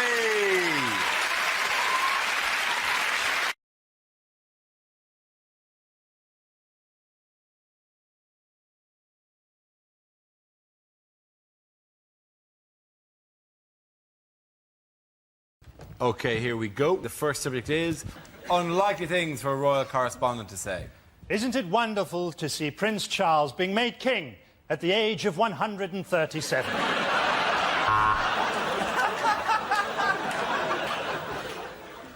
And the Queen there majestically taking her place in the queue to withdraw her savings from Northern Rock.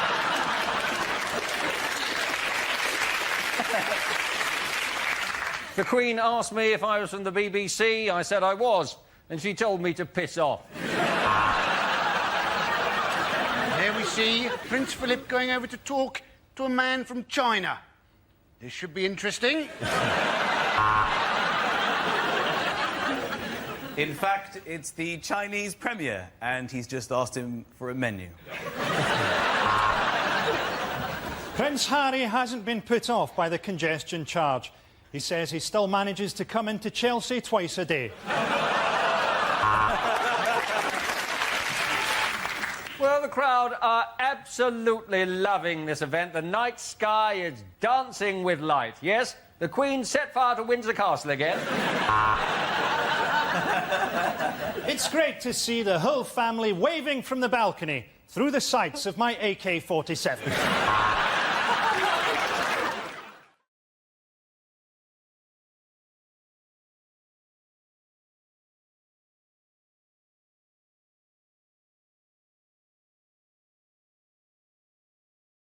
The next topic is America. Who wants to come in on that? Andy. Well, their president is an idiot.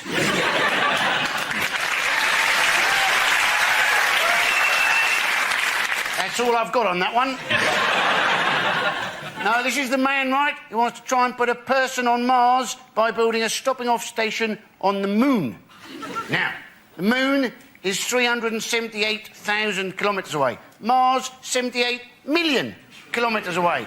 Trying to put a person on Mars by building a stopping-off station on the moon is like going to New Zealand by building a stopping-off station at the end of your bloody garden. Thank you very much, Andy. The subject is junk food. Russell. Hello. Am I allowed to take this out? Or do I have to... Go for it. Slick. There was an amazing thing the other day. Apparently 15% of 2 to 11-year-olds in England are now obese, and the government's going to ban telly adverts of junk food till 9 o'clock so the kids can't watch. And you find yourself screaming at the telly, if your 2-year-old's obese, that isn't telly's fault, that's your fault. How can you possibly ban the adverts? Ban your fanny until you can look after what plops out of it.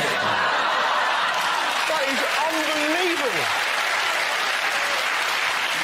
There's ways and means. My dad invented something, right, to make us eat our dinner. My sister would never eat it. She was like, no, it looks disgusting, Dad, no way to eat it, right? My dad invented something called the dinner witch. So, my sister was like, it looks disgusting. My dad would wink at me. I'd pop outside, ding-dong on the doorbell. My dad would then look into my sister's 8-year-old face and go, oh, Kerry, who could that be? During dinner time, with your plate still so full. And I suppose it could be the dinner witch. At which point, my sister would like, slick.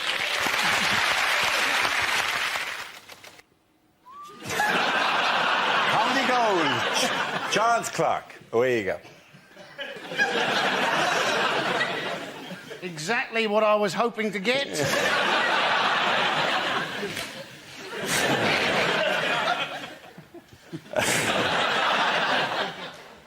Charles Clark, a man who's just been having a go at Gordon Brown, also having a go in the last 6 weeks at Tony Blair. Of course, this was the idiot, ladies and gentlemen, who actually mucked up with the foreign prisoners and deportation. He said he became aware of the problem in July 2005, but he only became fully aware of the problem in October 2005. Now, I don't know about you, if you've got a problem, how long it might take you to go from being aware of the problem to being fully aware of the problem. If it took you more than a day, you'd probably be quite disappointed. If it took you 4 months, you'd have thought he might have resigned straight away.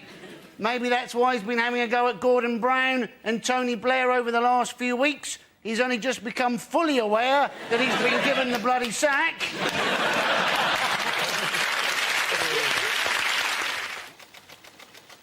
protest marches. Who's up first? Any come in protest? Yeah. Russell. OK. The only protest march I went on the Countryside Alliance March. I'm not pro or anti-fox hunting. I just quite like watching posh people get beaten up. I know it's wrong, but if you can find me a more glorious noise than then I'll happily listen. Come on, it's going to be fun, isn't it? And it's just so much fun baiting right-wing people. What do you think about fox hunting? I tell you what I think. If we didn't chase the fox, the entire bloody country would be overpopulated by foxes. Is that what you want, some hideous land of the foxes? Me, unable to leave my house in fear of a fox wandering up to me, stabbing me in the gizzards? Is that what you desire? Looking across my lawn to see fox upon fox prowling along my paddock, flicking the V's at me, walking hand in hand with asylum seekers? Is that what you want? Very good, Russell. Well done, Russell Howard. It's transport. Away you go. Now, we have had bus lanes, we have had cycle lanes, we have a new initiative, combined bus and cycle lanes. What a crap idea that is. If there are two things that should never go together, it would be like having a path in the jungle for walkers and lions. You may also have seen that on our public transport system we now have an advertising campaign. Please ask, is this your bag, to stop unattended packages? Now, quite who you're supposed to ask, is this your bag too, if the package is genuinely unattended. But as I remember rightly, the problem with the London bombings was not with unattended packages. The problem was very much with packages which were fricking attended. You'll hardly like to go up to somebody wearing a rucksack and go, is this your bag? Well done, Andy Parsons.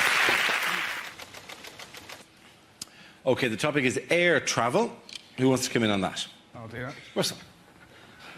My favourite story about air travel, there was a bloke a little while ago who got put in prison for 3 days because he refused to stop kissing his boyfriend on a plane flight to South Africa. How magic's that? You can't help but picture him dressed entirely in latex, you know, surrounded by a sea of Burberry on an EasyJet flight. All right, lads, I'm going to make this tense for you. Ramon, let's do the bad thing.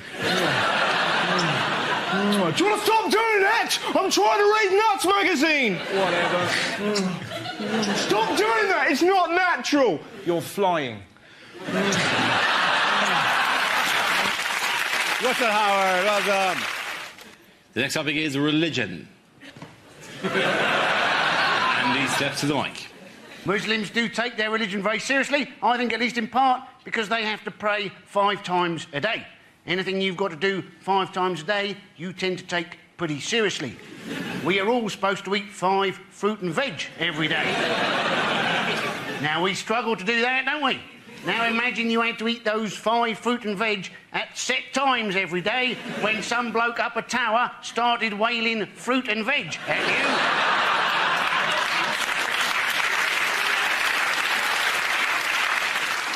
At which point you had to start reciting various passages from Delia Smith's healthy cookbook whilst pointing in the direction of Norwich. Very good, Andy Parsons. OK, the first subject is street protesters. Can I have a volunteer talk about that? I'll do that, Dara. Nation. So, I love street protesters, they're fantastic. The best I saw, there's a lovely old lady who, since the war in Iraq started, she stands outside the Bristol Hippodrome with a big sign that says, toot if you're anti-war. And if you drive past her and go, ha, she does this. Now, I'm not sure, I've made her leap many times. I don't know if I'm anti-war or really pro-pensioner leaping. You know, when you kind of go, why am I doing this? Ha, stop it! Nah, do it! They're everywhere, they're brilliant. There's a bloke that I saw the other day, you know, one of those religious godbotherers, it's fantastic, just with a loud hailer, just pointing at people running, you're going to hell, you're going to hell, you're going to hell. Everyone was freaked out, 2 goths delighted, that's a separate issue, but... He pointed at me and I was freaked out, and then he did something wonderful. He pointed at this really strutting black guy. I don't know why the fact that he's black made it cooler, but it really did, right? Pointed at it, went, you're going to hell. Without missing a beat, this bloke just went, no, mate, HMV. And he just sat there going, Well done, Russell Howard. It's health. Away you go.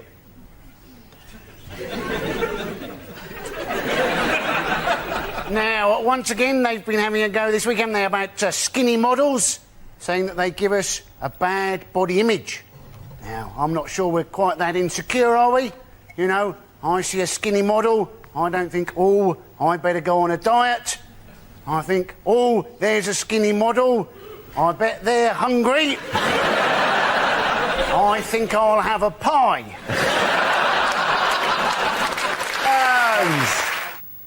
And it's childhood.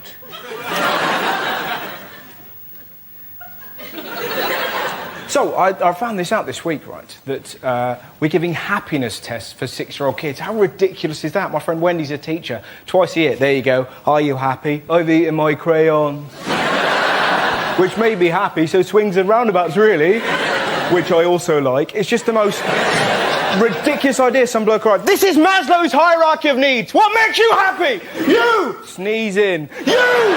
I quite like tickling people. You! I like putting marbles up my brother's bum. Now, don't judge me. I did that once. I'm not showing off, but when you're 8 and your little brother's 6, the power you have is incredible. You've got to put some marbles up your bum. Why? If we get enough in there, you turn into a wizard. Fill me up! Fill me up! I will. Well done, Russell. The first topic is transport. Andy. Trains are overcrowded, but of course the train companies, they've got an answer for that, haven't they? What do they say? Well, they say, well, actually, overcrowding is quite a good safety measure because apparently during the Cannon Street rail crash, those passengers that were stood up like sardines, they were less badly injured than the ones who were sat down. Now, how can you justify something that's only any good in the event of a crash? And what are you supposed to do if your train isn't very crowded? Are you supposed to stand unnaturally close to people, going, I'm terribly sorry about this, but in the event of a crash, apparently, you're my airbag? Well done, Andy Parsons. The next topic is education. Who wants to come in on that? Russell. I remember school being fun. I think my favourite moment ever in life, pretty much. There was a girl in our school called Lydia. She was trying to make her calculator work. She was repeatedly knocking it against a desk. And after about an hour, our teacher went, Lydia! How would you like if I banged you against the desk?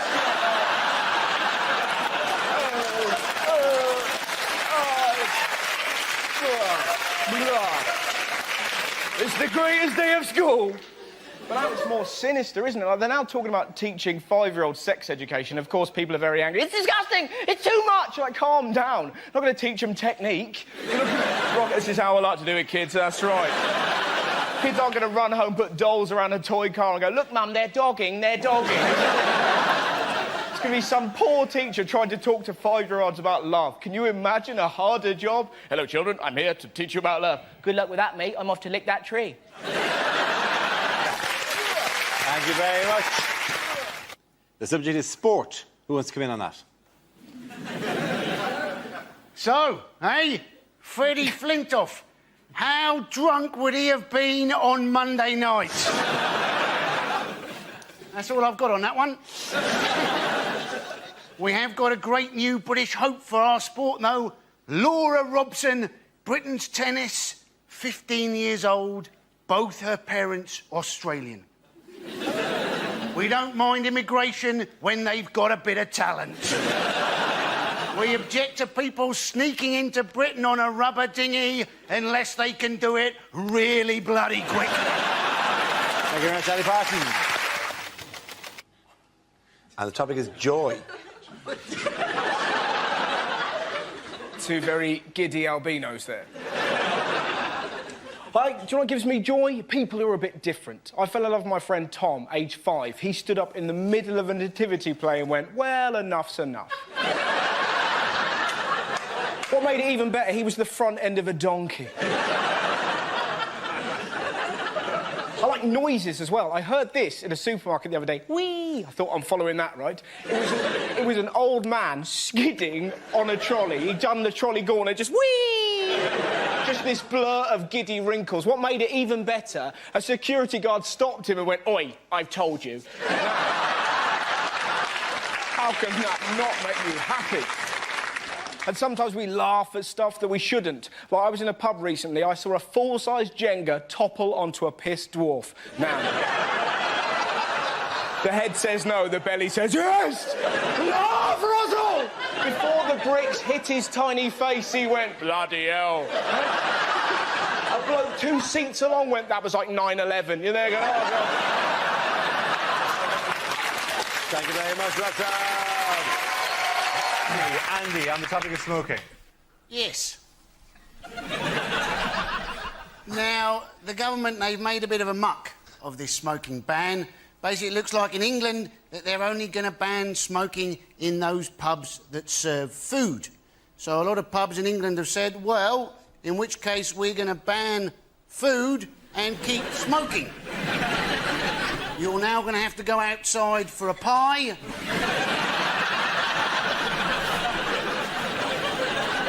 You're going to have occasional eaters nipping outside, trying to scrounge a spare lasagna.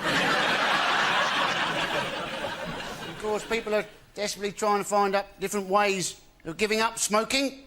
You know, various things like acupuncture, of course, where people stick needles into people to make people feel better. As opposed, of course, to voodoo, where people stick needles into things that look like people, make people feel worse. Now, I was wondering, right, if you had a pair of identical twins and one of them had acupuncture, is the other one in a bit of trouble? And it's etiquette. I'm quite a socially awkward bloke. Oh, thanks for laughing at just that. I saw a girl on a train recently and she was eating a yoghurt, and for some reason my brain thought it would be a good idea to go, you know, that's very good for thrush. Like, she'd suddenly go, oh, sit down, stranger. I can't help it, I drift in. Like, I was at a museum the other day. Everyone said don't take photos, and I was taking a photo. A 9-year-old girl arrives and goes, what are you doing? I'm taking a photo. She ran off, I'm off to tell the man. Now, the last thing you want to be doing is chasing a 9-year-old girl across a museum going, don't tell the man, don't tell the man. Added to the fact that when you catch her, you've got to go, I'll delete the photo. That doesn't look good. Thank you very much, Russell. I would like to tell you, ladies and gentlemen, right, I don't wear any clothes in bed.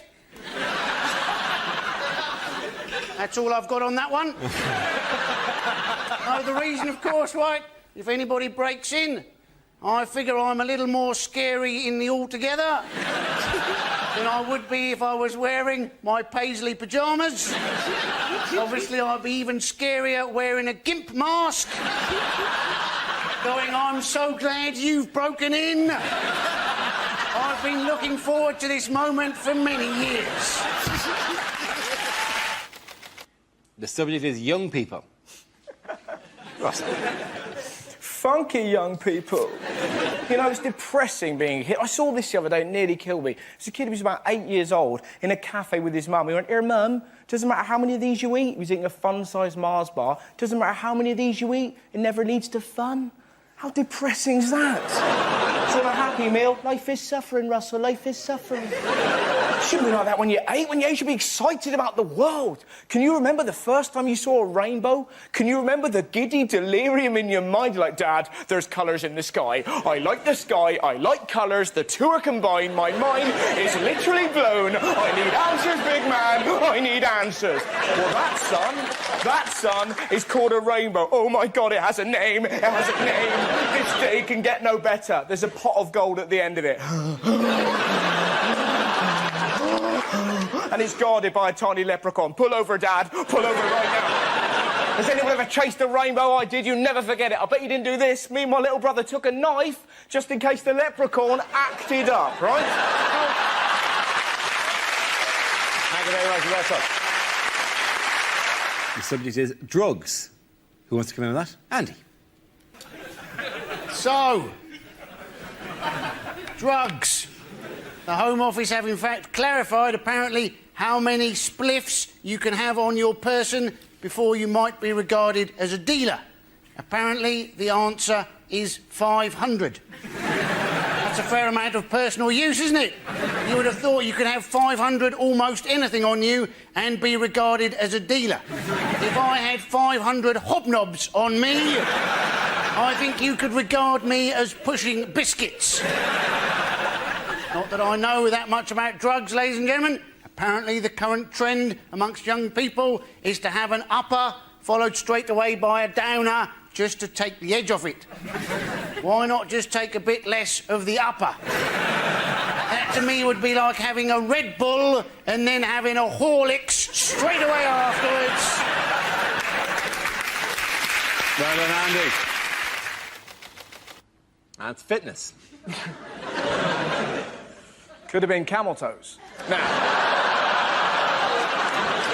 I was in the gym the other day. I was in a locker room, and a 5-year-old boy ran in and jumped into a locker. Now, sometimes you know you're just going to have an incident, right? You could hear him in there giggling, and you knew what he was going to do. He was going to jump out and scare his mates, because his mates appeared seconds later, like, where's Stephen gone? Where's Stephen? He was there a minute ago. This is most irregular. And he waited, not for his mates, but for 3 huge naked men. It was fantastic. They were kind of walking past, and this little kid leapt at those men like a cat with rabies. It was incredible, right? Just from nowhere, the noise they made, I've never heard a noise like it. They sounded like a tugboat getting molested.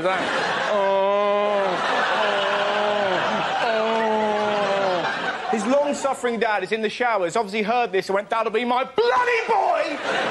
Ran back, confronted this glowing hellbeast and went, Stephen, what have I told you about acting up in public? And this little kid cut his dad down with one very simple sentence. Dad, your willy's moving? You're just there going, oh, the world is a better place. Thank you very much, Russell. It's education. I am a little disappointed. I was hoping to get England as a topic. But yes, education. You may have seen that, in fact, our kids are now going to get taught atheism in the classroom. You would have thought that should be a fairly short lesson, wouldn't you? Hello, come in. There is no God. Same time next week.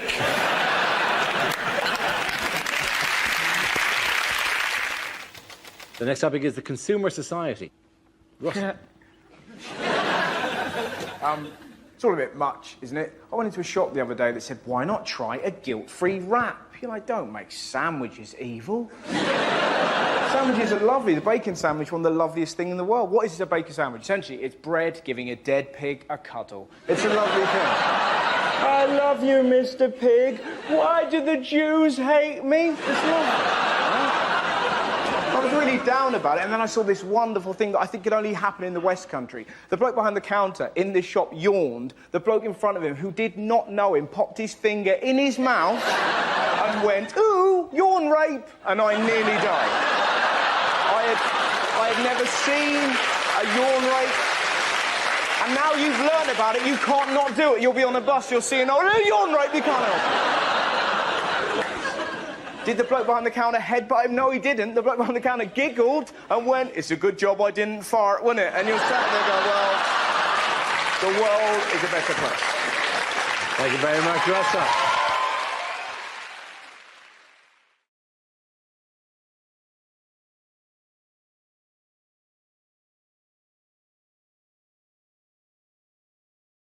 Now we play a round called Stand Up and Joke Off. This game...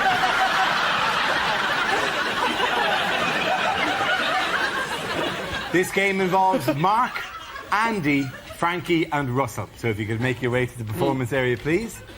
This is a stand-up challenge. Our random news generator contains a bank of topics. We spin the wheel, and when it stops, anyone can step forward and try to make us laugh about the subject it's landed on. The winner is the team. I judge who produced the funniest material. OK, here we go. Let's spin the wheel. The first topic is airport security. Who wants to come in that? Mark. Hey, I find it very stressful, the amount of security at the airport these days. All these announcements, ladies and gentlemen, at this time of maximum security, at this time of height... What do they mean, at this time of maximum? When's it going to stop? Ladies and gentlemen, I think they've gone. If you see a mysterious package, shake it! I tell you what I really hate, though, airports, those metal detectors you have to walk through. I went on holiday, well, in fact, I'll tell you, I went to Hong Kong, and I always set the metal detector off. Beep every time, beep, beep, beep. So this time, walk through it, nothing, no beeping. I was so relieved, I went, yes! Which doesn't help. If anything, that weakened my position slightly. Well done, Mark Watson. OK, let's spin the wheel again. The subject is leisure. Who wants to come in on that? Russell. I don't quite know how that signifies leisure. How has that old man got her? That's a joke. Anyways, we've got more disposable income now than ever, right? And this is quite an odd story, but my mum recently bought a hot tub. Now, I don't know if anyone else... It's quite exciting when your mum gets hot. She put it at the bottom of the garden, you get quite giddy, and then you're in it, and then you realise you're actually just outside having a bath with your mum. And you've got no recollection of how to behave, right? And I've got a slightly lazy eye, so my mum's like, are you looking at my thighs? No!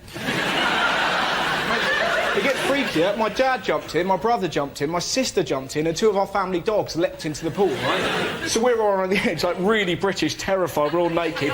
Dogs are just going around like that. Having the time of their life, right? And my mum just chose this moment to embarrass us, just looked up and went, hey, guess what? Well, she wasn't doing a dog impression, that would have been weird, right? She went, guess what everyone in this hot tub's got in common? I don't know, Mum, what? That's a dog hitting me, right? My mum looked up and went, everybody in this hot tub has sucked my tits.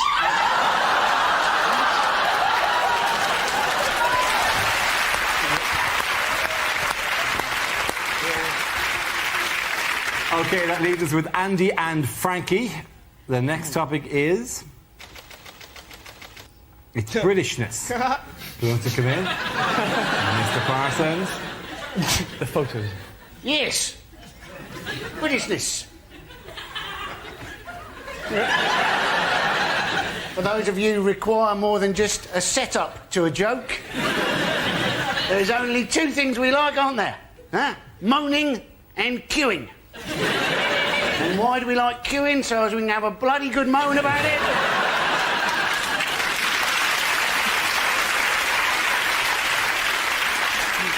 How long the queue is, how slowly it's moving, and how those rude foreigners have pushed in front of us because they don't have any decent concept of what a good bloody queue looks like. There you go, Andy Parsons. OK, Frankie, let's see what you've been left with. It's science. Scientists have just built the world's biggest ever super collider, and they're doing an experiment to find out what makes up protons. I hope that if the experiment's successful, the whole of our reality will dissolve and a big sign will come up that says, Level 2.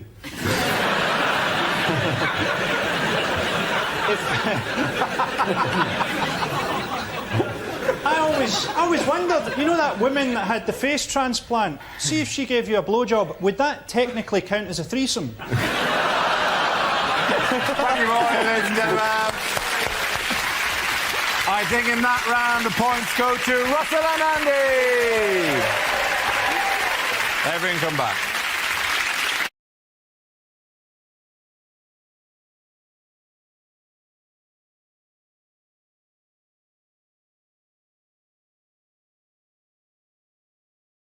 OK, now we come to scenes we'd like to see. So if everyone can make their way over to the performance area, I'll read out this week's topics, and then we'll see what our panelists can come up with. OK, here we go. The first subject is unlikely instructions. Please do not use this electrical appliance while you're in the bath. Actually, you know what? Go on. If you're that dumb, I think we can afford to lose you. Nick Clegg Feng Shui. Move everything to the right for an easier life. Hot noodle. For best results, put back on the shelf. If pain persists, see a doctor. Just make sure it's not Michael Jackson's doctor. To light gas, first place match near buttocks. One of these condoms has got a hole in it. Are you feeling lucky, punk? Dale Farm yogurt. Contents may settle.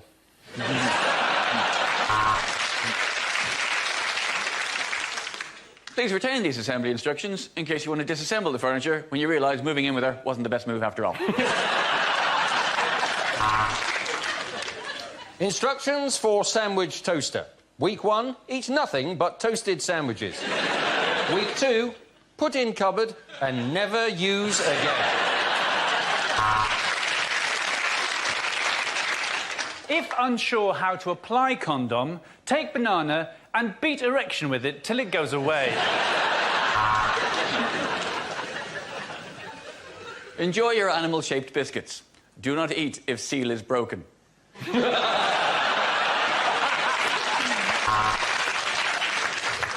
reboot, pick up boots and put them on again.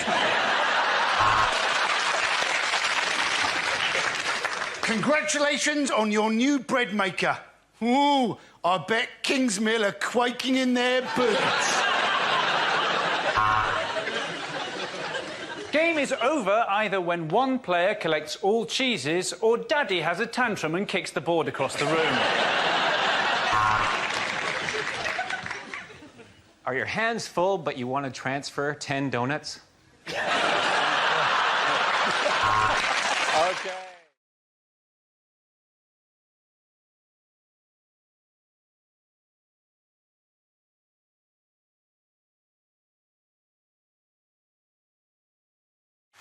OK, that leaves us with Gary. Let's see what you've been left with. Let's spin the wheel.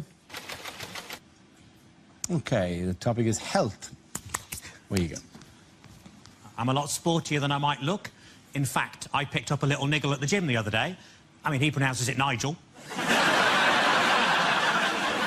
I had a very stressful journey getting here today. All the way, this lorry driver was right up my arse. But it was nice of him to give me a lift. I spent most of the afternoon hanging out at the swimming baths. And then somebody told me and I tucked it back in again.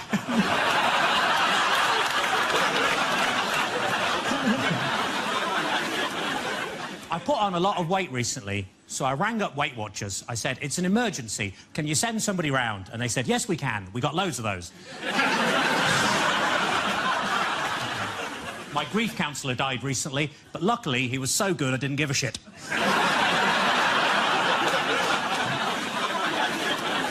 I accidentally kicked the dog earlier and he bit me on the bollocks. My mate said it's karma. I said, no, if anything, he's even more angry. I asked the vet, what can I do? I think my dog's racist. He keeps barking at the Asian man next door. And the vet said, muzzle him. I said, I don't know, but he's got a beard. I went round to see my nan. I said, what you been up to? She said, weed in the garden. I said, well, at least you didn't shit in it.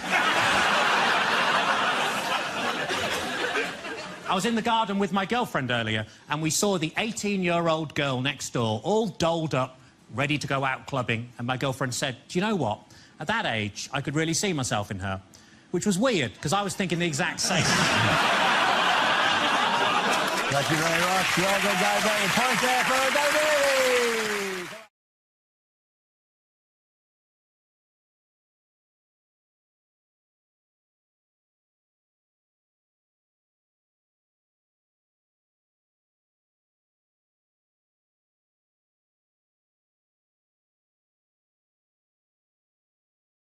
Likely lines from a thriller. Boss, I've got some news about the criminal who's been impersonating Sting. He's turned himself into the police. We've got to get it before it goes off. Oh, no, I've misread the sell-by date. We've got another week. Yes, my name is Pussy Galore. Yeah, obviously it's a code name. My real name? Oh, it's Fanny Everywhere.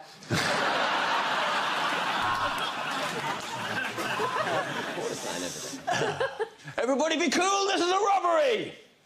You, in the Game of Thrones T-shirt. What did I just say about being cool?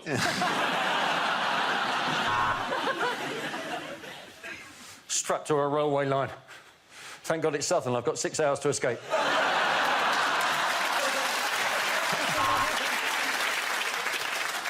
Whoever you are, I will find you and I will kill you.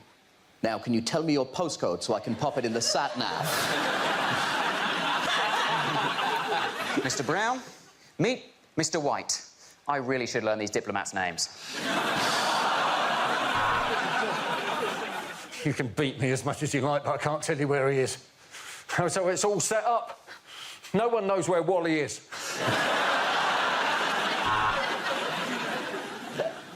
Go, leave me behind. I love you, that's why I'm saying this. Go ahead without me. You only get one chance to play the Crystal Maze. Oh, I'm so angry about all these people observing Ramadan. Nigel Farage stars in The Fast and the Furious.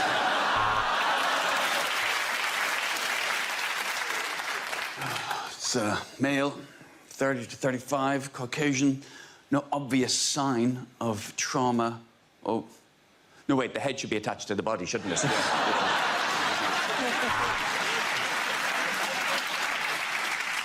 Right, we was going down to see the match with some of the lads, and some blokes got killed, didn't he? Yeah, it was murder on the Leyton Orient Express.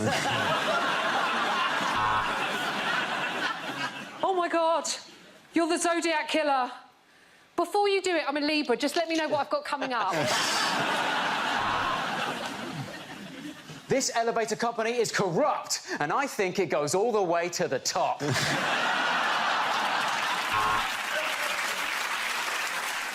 You can kill me, but if you do, you will never find the sarin gas canister I have placed in the president's fridge. Shit.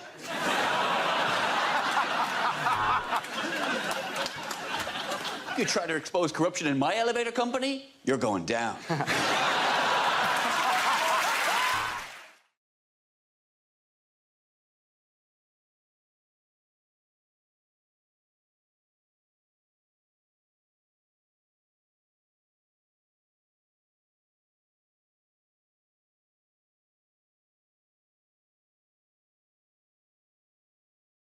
Let's spin the wheel again. The next topic is men's health. Who wants to come in on that? I went to the doctors recently with anal issues. I thought I had cancer, not I can't put my CDs in order. But it's a terrifying moment, right? So scary, because in your head, I'm going to die. And I went there and I took down my trousers. Obviously, we had a chat first, and it just... I'm not very well. You see that, mate? This is a chip shop. You've never done it slower in your life. I was just peeling them down. I got them down to about there. Just heard his booming voice go, in the other room. You have a decision to make there. Do you pull them up or do you waddle with pride, right? You waddle, that's what you do. When you waddle, you can't help but giggle. The last thing you need is to be giggling is before a man's going to pop his finger in your Richard, because now you're a wiggling target, right? I'll be honest, when the finger goes in, you're not laughing anymore! You're like a red arrow! And that's the moment they chat. How you doing? Fine. When you draw the curtains, we've gathered quite a crowd. Look at that, it's Atrium Steps and he's getting violated. I'm not alone!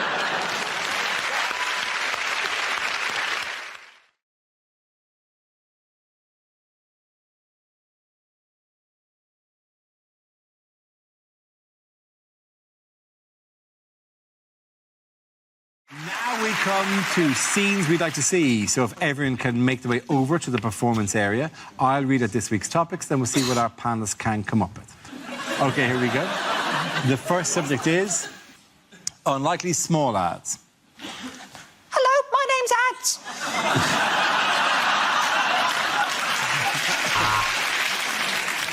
For sale, 1 tent. Please contact the BBC.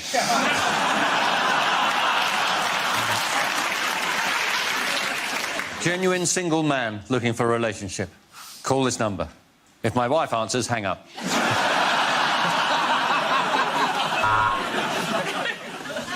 Free to good home. Fucking printer.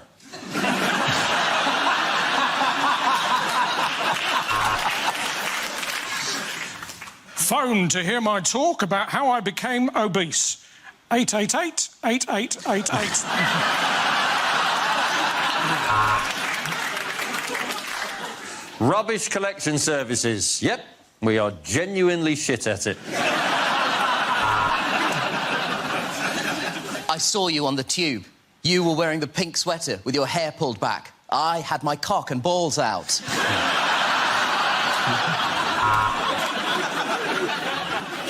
Do you want a hard-working plumber for a reasonable rate? Then you shouldn't have voted for Brexit.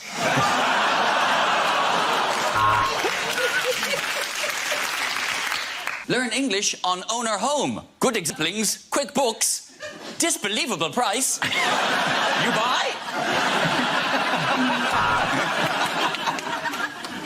Applications are now open for the Donald Trump School of Talking to Women because those bitches are not going to interrupt themselves. Wanted, the internet, as I seem to be the only person in the whole bloody world still using the small ads. Have you lost a ginger cat? Check the top of Donald Trump's head. Phone to hear my talk about my reaction to eating a South African bishop. 000-00822.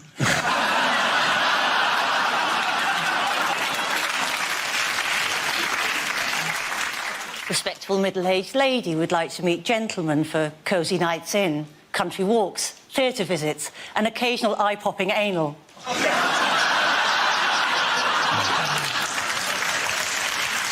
Okay. The next topic is things you wouldn't hear on a TV cookery show. Hi, I'm Nigella Lawson, and before I bake any cake, I like to chop my flour into lines.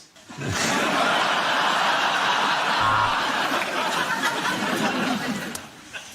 can see that's rising nicely. It does that every time I think about how much money Channel 4 are going to pay me.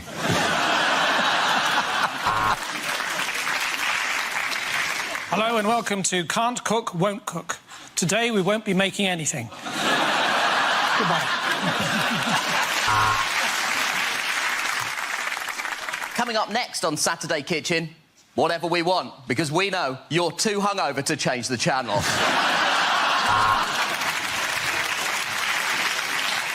This is a hot pot. This is a fucking hot pot!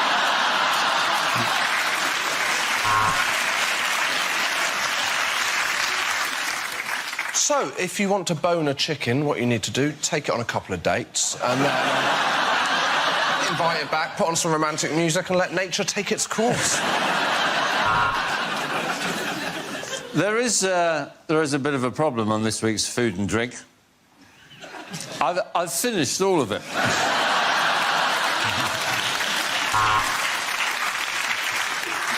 This is a Thai chicken curry, or as I like to call it, hot Asian cock.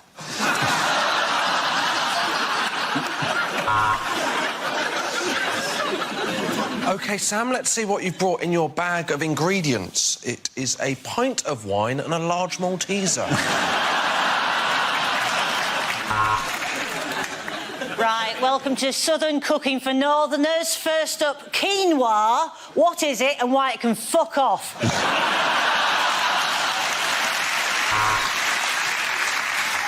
Well, if you're going to pop it in, don't forget to cover it first. I didn't, and that's why I'm making paternity payments. Hello, I'm Greg Wallace, and this series of MasterChef, we won't be using plates. We'll just be eating off my shiny, shiny head. Hello, it's Nigella Lawson here again. I'm just going to say the word spatchcock for no reason. Spatchcock. Anyone can make this. You can't, Beatrice. Sorry, you can't beat rice.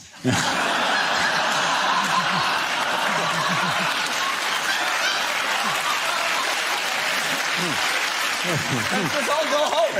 Yeah, let's just go home.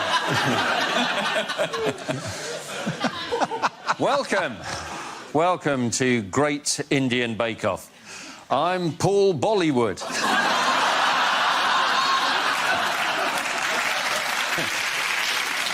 Hello, I'm Jamie Oliver. Welcome to my new show. Stick a bit of fucking sugar in it.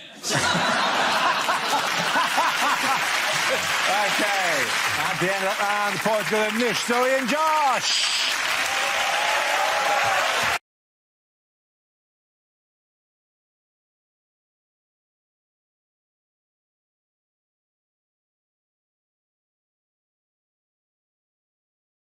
This is the answer. What is the question? On the board are 6 categories. Reese, which category would you like? I will have politics, please. Politics. Very hot right now, politics. The answer is 8. What is the question? Is it, how many people does Diane Abbott think are in S Club 7? Is it, how many bottles of champagne did Theresa May pour down the sink on Thursday? Is it, how many days will Richard Hammond now have to spend renewing his car insurance? Is it, how old was I when my parents forgot to take me on holiday and I had to defend the house against some burglars? Really? How many burglars? And 2 of them. I had to booby-trap the whole place. And I'm not proud of this. I damn near killed them. Is it, what would the voting age have to be for Corbyn to have won the election? Is it how many people still think this whole Brexit thing was a good idea? Is it the number of times Jeremy Corbyn has shouted, "Now this is strong and stable for you," whilst grabbing his cock and balls?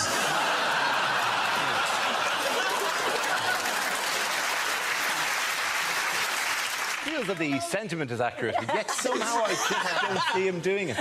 That's a very risque joke coming from me tonight, given that I've come dressed as a brown reverend. You are. Reverend is your look. Is it, the supermodel got fired because she what? Is it, how many... Are you booing him or society? Is it an all-supermodel audience? Yes. No. You don't boo that, it's just called you all fat. He literally called you ugly. And he's not a reverend. He can't do... That's not God talking right there, right? Beware the wrath of the chocolate vicar of Dibley. I thought it was only my family that said that. Is it, how many times an hour do I watch that gif of Jeremy Corbyn high-fiving a boob? I love it. Imagine what he would have done if he'd won. Is it, when I took my driving test, how many minors did I hit?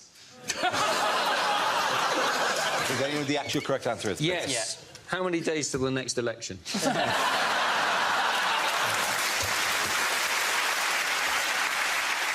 More correctly, how many seats is Theresa May short of an overall majority? Absolutely right. Thank you very much. Cheers.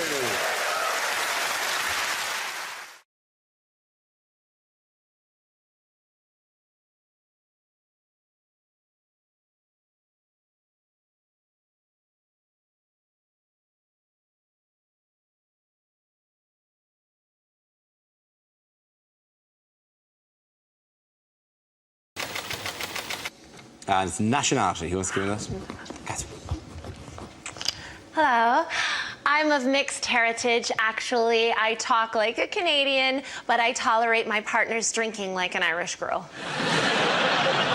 I travel a lot, from London to Ireland, and anyone who's flown Heathrow to Cork knows that on your way to the plane, they have signs reminding you how many chances you've got left to get drunk. They're like 6 licensed shops, 2 shops, 1 shop. It's like, what? Before I board an aircraft filled with wine to get to the land of Guinness? And the final shop is right at the gate. And in that shop, there's a sign that says, no ID, no sale. And I'm like, this is an international airport. How about no ID? How'd you get on the plane? It is in the boarding lounge, If a terrorist manages to sneak through levels of security at the world's busiest international airport, give him a pint. Thank you very much, Catherine Ryan. OK, that leaves us with Milton. Let's see what you've been left with, Milton. Let's spin the wheel. Transport is the topic.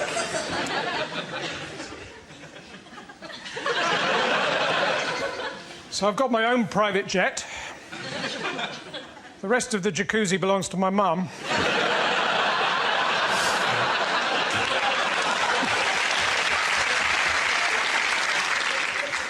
If you've got a sat-nav, don't put the name of the company you're visiting into it. I tried to take some mayonnaise back the other day. I ended up in Helmand Province.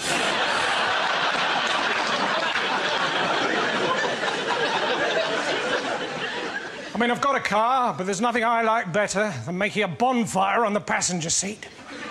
Driving up and down, opening and shutting the electric sunroof and pretending to be a steam train. My uncle, he was a taxi driver, but then one day he left home without any indication.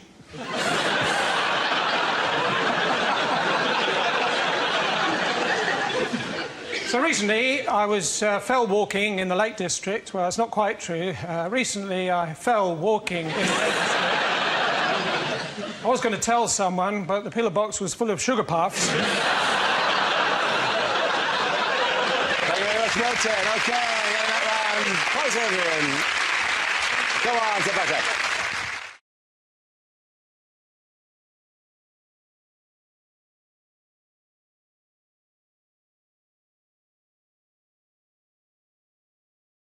Hello, I'm Dara O'Brien. Happy Christmas and welcome to a special festive edition of Mock the Week. We'll be talking about the holidays as well as looking back at some of our favourite moments from the last series, along with bonus bits we've never shown before. Hope you enjoyed them. We start with a round called If This Is the Answer, What Is the Question? On the board are 6 categories. Fred, which category would you like? World news, please, Dara. OK, your category is world news. The answer is 1/5. What's the question? Is this what fraction of the Jackson 5 might miss the Christmas party? Is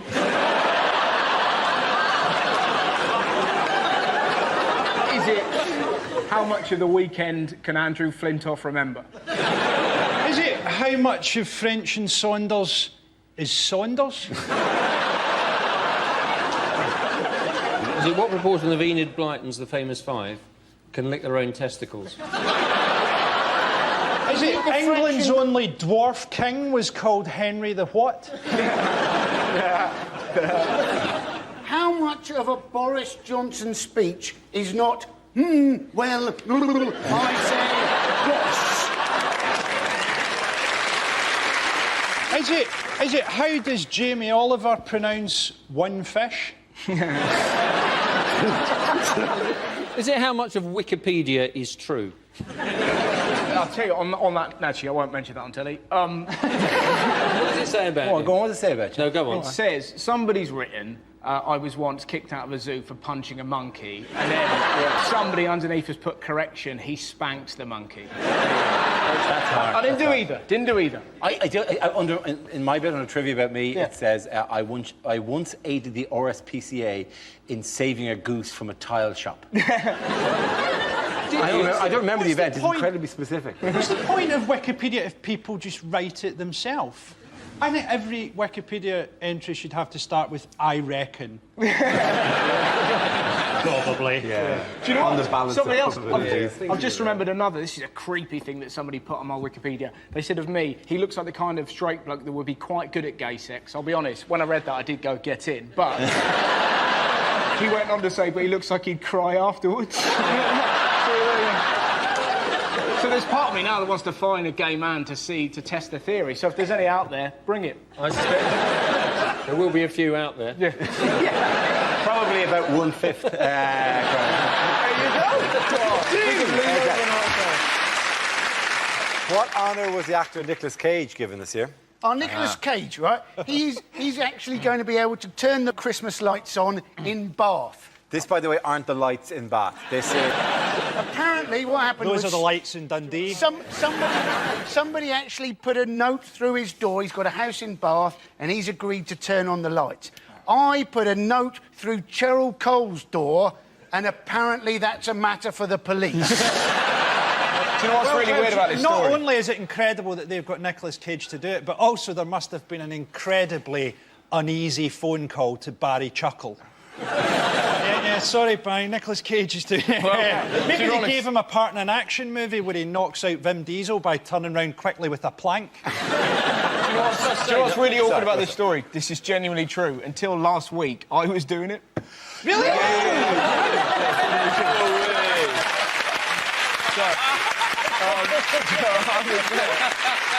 was there. Yeah. And then from nowhere, Cage has just jumped. What's funny, all my relatives like, do you want us to sort him out? No, I don't want you to sort him out. Because we'll go around there and mess him up. Don't mess him up. Because you were originally up for the part in Face Off as well, weren't you? And what's really funny about it is the lady that posted the letter through the door is the exact lady that went, oh, we'd love you to do it. You'd be great. And then I read in the paper, without even telling me, the big Nicholas... You bitch! About 10 years ago, I switched on the Christmas lights in Kidderminster. Wow! And because I've been rude. There are Christmas lights in Kidderminster. Yeah, there are. Were you asked to do this? Yeah, because He's red again! We had Bruce Willis! We've been rude about Kidderminster on television. Got a letter from the Kidderminster Tourist Board or whatever saying, would you come and switch on the Christmas lights? So you think, oh, that'd be great, I'd love to do that. But you don't actually do it. Because what they do is they give you one of those enormous pretend switches, right? And you have to kind of go like this on a balcony to a crowd below, and you kind of go, I'm going to press the thing now. And you press it, and as you press it, a bloke in a room behind turns on a switch. So you're not doing it. So hang on a minute, so that bloke's going to be me. I'm going to be the Right. So you were asked to do it because you were rude about Because I was Kidderminster. rude about Kidderminster. I also did a joke once about Wolverhampton and got invited on a tour of Wolverhampton. I'm thinking bigger than that. If I slag off Jessica Alba, do I get a tour of Jessica Alba?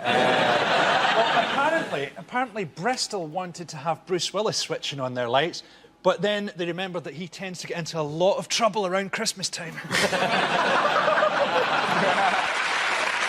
Our next round is called Newsreel, replaying a recent piece of footage featuring people in the news and ask Hugh to suggest what might be being said. This week's clip features Gordon Brown.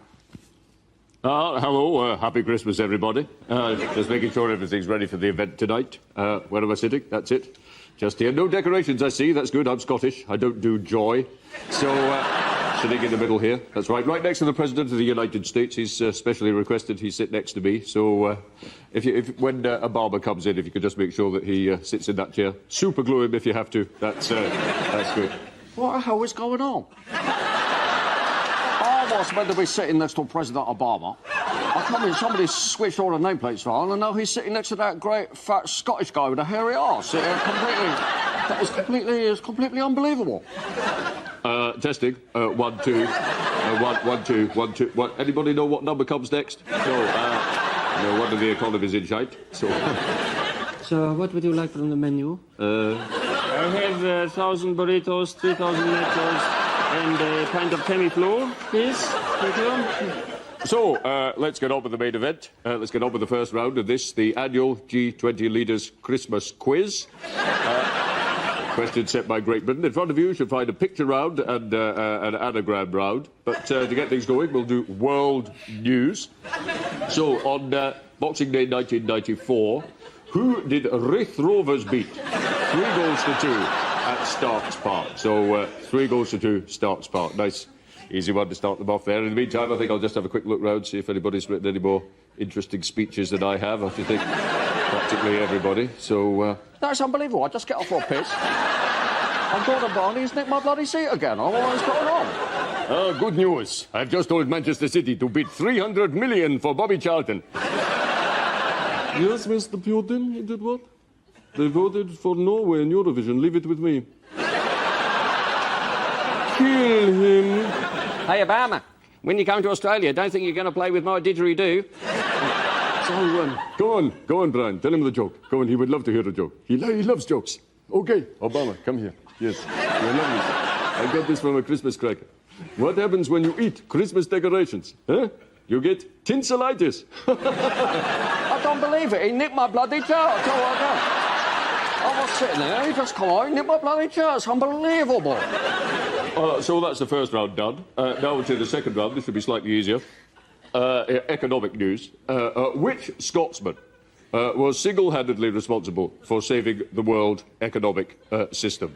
So, which Scotsman saved the world economic? Nice, easy question there. I think we'll get full marks for that one. That's, incidentally, Barack, I don't know what you're doing at Christmas, but you're quite welcome to join us at Oxford Boxley. We'll be doing charades, drinking lots of whiskey, and best of all, I'll be there. So... Oh, my God, I'm so tired. I think I left Carla chained to the bed. I have to go and get her. What am I doing in this footage? So, Gordon Brown, what a great guy. Yeah, he's a great guy. That's my bit done. Could you get me out of here? Gordon is so dull. It says on this bit of paper I'm meant to be sitting next to an Indonesian guy. What happened to him? So that's the end of round 2. Now we come on to the famous picture round. In front of you, you'll find pictures of 8 Scottish Episcopalian cathedrals. I'd like you to put those in the correct geographical order, north to south. In the meantime, I'm going to go through the rounds, the scores of the previous rounds, and some very funny team names you've come up with, of course. Putin's Polonium, currently on 2 points. Sarkozy, so easy, on 5. Nicola normally likes to score more than that. Leading at the moment with 10, Great Britain and their team, Gordon must go. But to leave you, I'm going to tell you a Christmas joke. Why did Santa have to close his toy factory? Elf and safety. That's, yeah. Oh, God. So, what are you doing for the Christmas? I remember years ago getting up really early Christmas morning, running downstairs, ripping open one of my presents, but unfortunately it was a puppy. That's not true. It was a kitten. That's not true. It was an old man. I remember all I wanted for Christmas was an action man. What I got was a plastic doll with a cord on the back, and you pulled it when 25, 25, 25, 30, 35, 35, 35, 40. Looked at the packet. Auction man.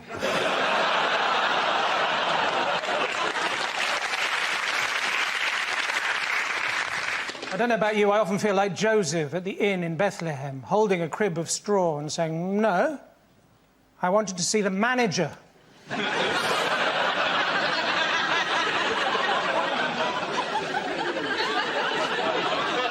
I think the most peaceful Christmas I remember, the manger. I think the most peaceful Christmas I remember was when my mother mistakenly covered the cake with tomazepam.